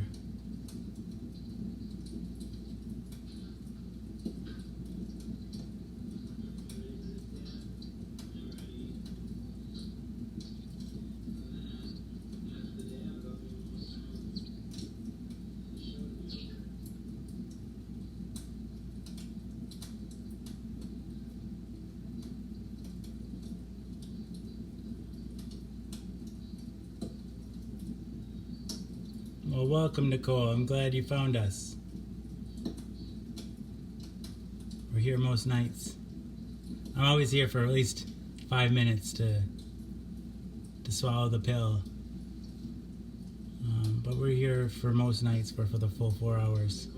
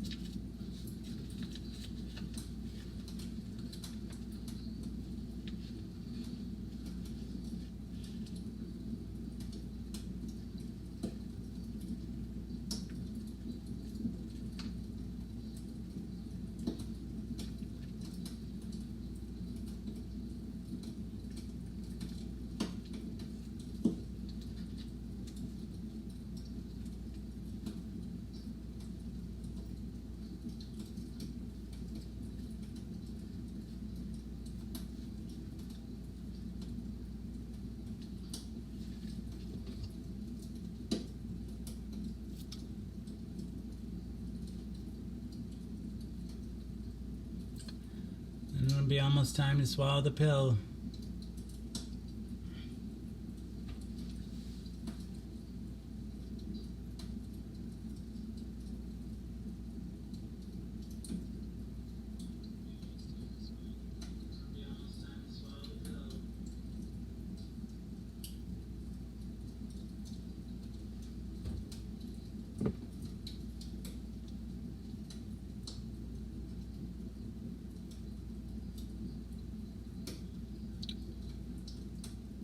Most people can't make it the full 4 hours. Usually starts off, lately get up to 20, 30. On a busy night, maybe up to 60 people on a really busy night. And then it slowly gets down to 20 to about 15, 10. Usually if I'm doing a full show and I don't go to bed during the middle of it, usually there's always at least 10 people watching me swallow the pill. Happy 420.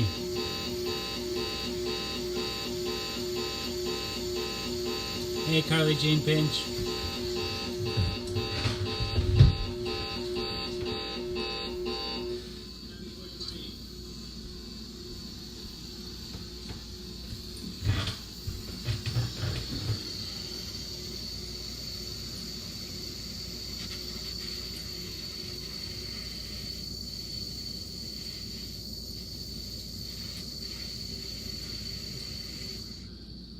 Happy 420.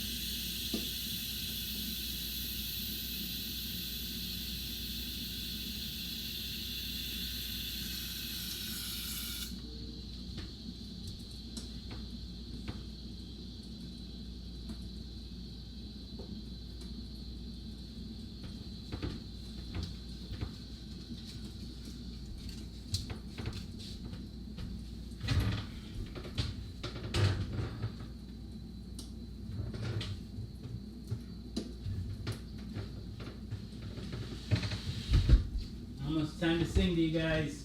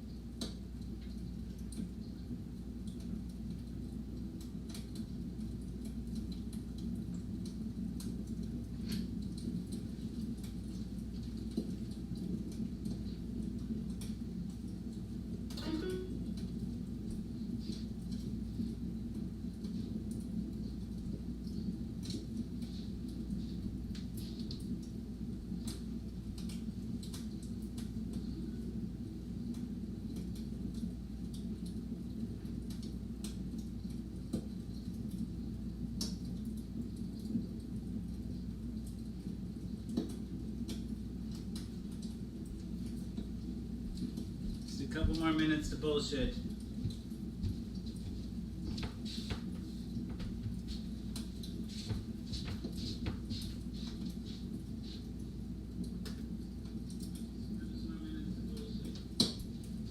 I had a good time tonight.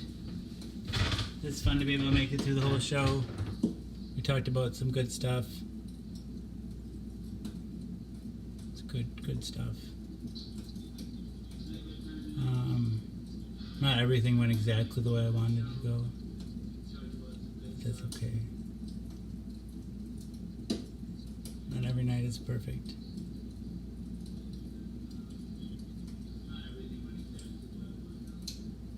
I don't strive for perfection. What the heck? Kind of I do, but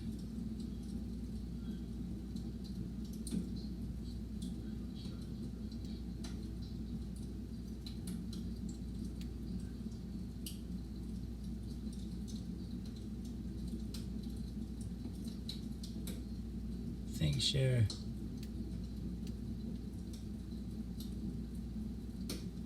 Thanks for being here.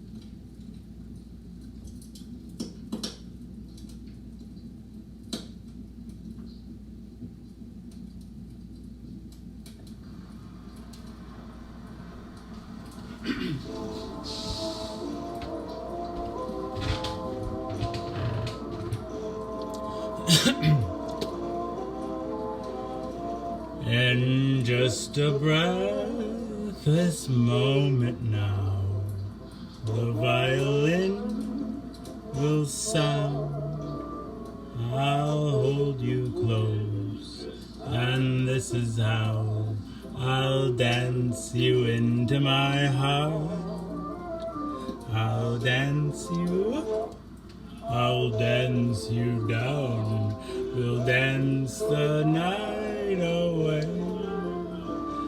I'll dance you to the end of time and to the brink of day. I'll see you standing there with a star fall in your hair, and I'll ask you if you care. We'll go waltzing with me in the air, and we'll step into a magic spell and leave the earth below. I'll dance you to a fairly well and never let you go.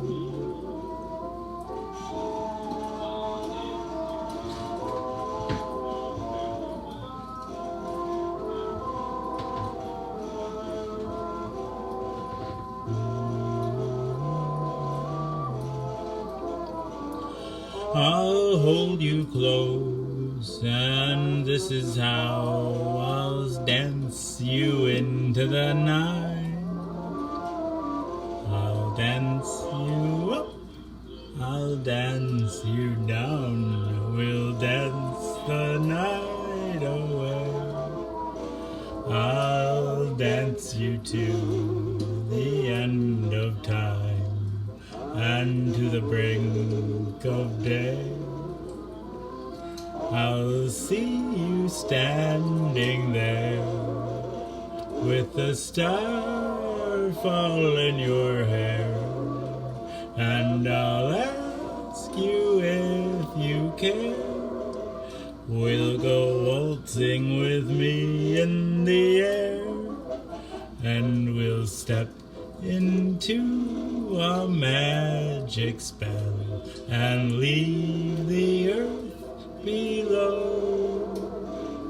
I'll dance you to a fairly well and never let you go.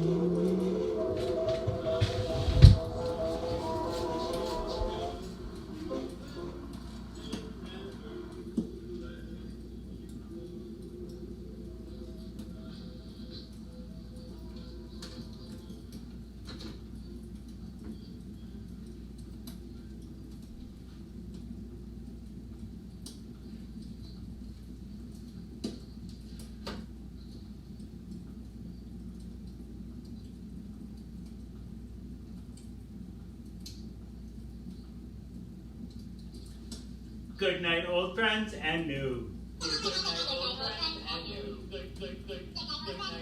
Good night, old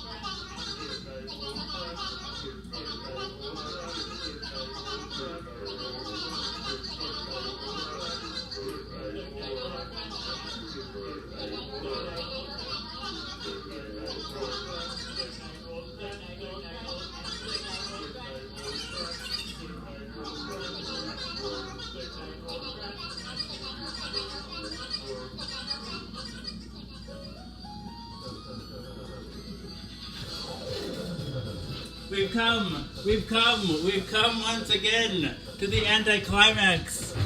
I'm so glad that doesn't go unnoticed, Shara. Thank you. And thank you, Jem, thank you.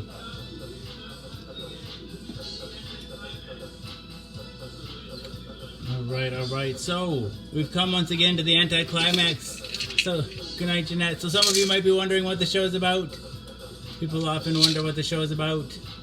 The premise is deceptively simple. I take my HIV medication live on the Book of Face each day in front of friends, family, and strangers. I do so in order to embrace stigma, dispel ignorance, and find support. After 987 pills, 987 shows, a number of bells, whistles, and bows have risen up and around and about the show. There is no time here. The bells, bows, and other people, the people that come back night after night and give me their most valuable resource, their time. To me, that's the most significant thing that's risen up and around and about the show. Good night, Jessica. Love you, Nick. Good day and good night. The time. It's risen up and around the community. Therein lies the support that I was looking for. But a number of bells, whistles, and bows have risen up and around and about the show. Ding dong bell. Where is she now? Hell, I mean, heck. This show has it all. I like to say that it is Cloud Atlas and that it incorporates at least 600 years of entertainment, with Edward R. Murrow's radio broadcasts on record and cylinders played on a 19th century Edison home phonograph, along with a nursery rhyme book from my childhood containing woodcut illustrations from the 15th century. It is, in a sense, also The Matrix. In a previous iteration of the show, I created something I call the Rainbow Tunnel, in which I harness the power of Grayskull. Good day and good night. The Rainbow Tunnel, in which I harness the power of Grayskull and the Eye of Thundera, funneling them through a series of warp nacelles, creating a static warp bubble and a subsequent singularity, punching a hole through the fourth wall, across the multiverse, and into the source. The show now takes place in an echo chamber created by me that serves as a way station between our reality and the source. I don't expect lay people to fully understand, as this is advanced social science. Yes, the show's also like an old-timey variety show, Carol Burnett style, mixed with a merry melody of Looney Tunes and a measure of Mork and Mindy, a dash of Mr. Ed, and two doses of Alice in Wonderland, a helping of Hee Haw, heaps of Benny Hill, a hint of the Highlander, tons of the Twilight Zone, a tincture of Teen Wolf, ow, ow, ow, ow, an ounce of Oz, a cup of Creep Show and Cast Away, a quart of Quantum Leap, and a gallon of Gilligan's Island. It's a 4-hour show and a 4-hour tour. Piles of Pee-wee's Playhouse, a pinch of Peter Pan, a pound of Popeye, I am what I am, a whole block of Mr. Rogers' Neighborhood, and a ration of the Rocky Horror Picture Show. I'm just a sweet transvestite from transsexual Transylvania. Ah, ha, ha. Come up to the lab, see what's on the slab. I can see you shiver with anticipation. Touch me. I want to be dirty. Thrill me. Chill me full. Fill me. Creature of the night. An undone Benjamin Button. A corny ear of Dumbo. A college drive I spy. A couple raw strokes of Bob Ross. A spoonful of Mary Poppins in the full. Monty Python finally lumping Rick and Morty with a liter of I Love Lucy in the sky with diamonds and wham bam. Thank you, ma'am. You've got the show. Everything is out of place and out of time here, including and especially me. April will always be pregnant. Harambe will always be ready for her high five. The first on the second coming will always be risen with the Obamas getting blowjobs from the Woodies, the Supermen. On their boners will always be spinsters and seamstresses working the sweatshop. The Twin Towers will always stand with Lady Liberty. You will have their MTV. Pigs will fly. Disco and dance will reign, like men did in the days of old. I write nightly the future history of anachronism for your future children and your elderly grandparents. May they enjoy it now and time immemorial. If I'd have people take only one thing away from this show, it would be the knowledge that HIV is preventable. If you're HIV negative, there's a once-a-day pill you can take. They call it PrEP, or pre-exposure protocol. The pill is Truvada, and if you're HIV negative, you take it once a day, and it works like a highly effective chemical condom. It prevents HIV. But if you're already HIV positive like me, treatment is prevention. By taking my medication every day and maintaining an undetectable viral load, it makes it so I'm not contagious. U equals U.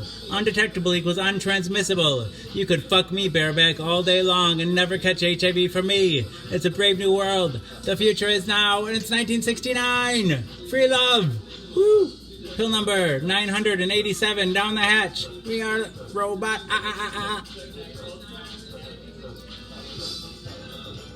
Alright, dang it to heck. Thank you all for being here. Alright, I didn't wait till the last 5 minutes. I think I got it just at the 5-minute mark. but it's down. All right, I love you all. Now the lights are gonna go out now.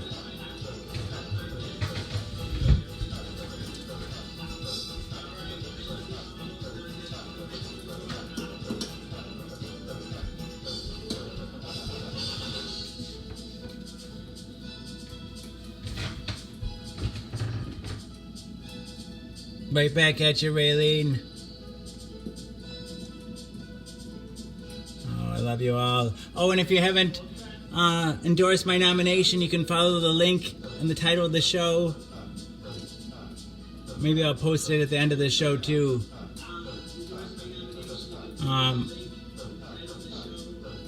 You can vote up to 6 times.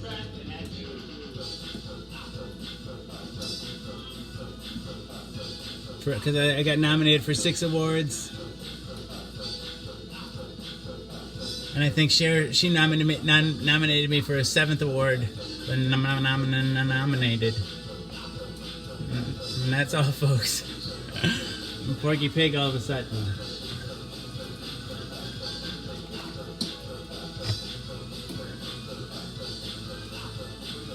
All right. Hey, John Pittman. Your comments are on the TV there, but not up here. I can't see them up here. Let's see, like Best in Show, so the WeGo Health Awards are for patient advocates, so people are living with health conditions, but then advocating for it. And it's across, the awards cover all platforms and types of advocacy, so like there's all different kinds of awards, like Best in Show Facebook, Best in Show Instagram, I wasn't for Instagram, but Best in Show Facebook, what else am I nominated for? Patient Leader Award. What else? Hilarious Patient Leader Award. And I don't know, I forget the other ones.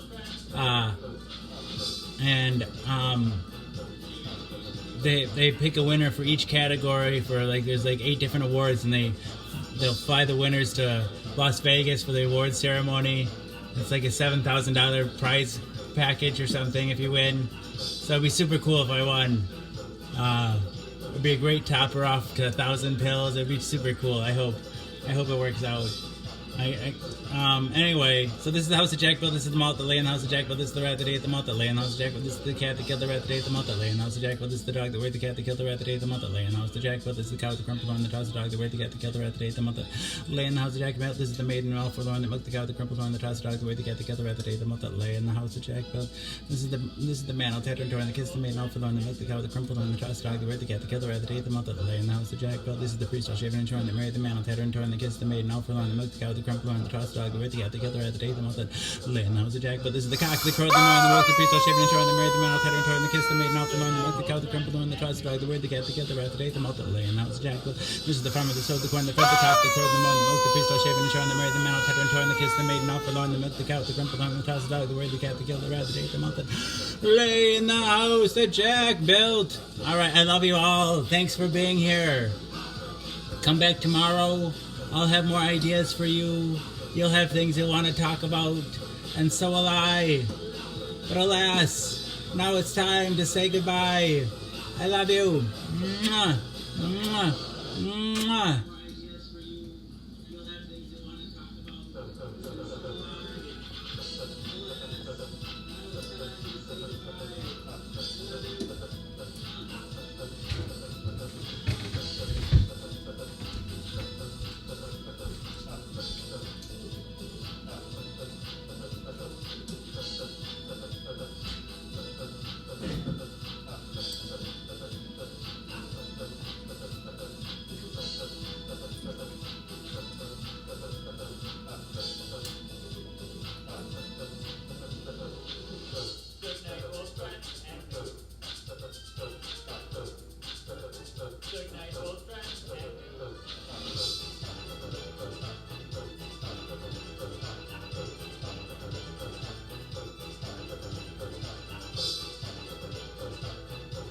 Good night, everyone. I love you.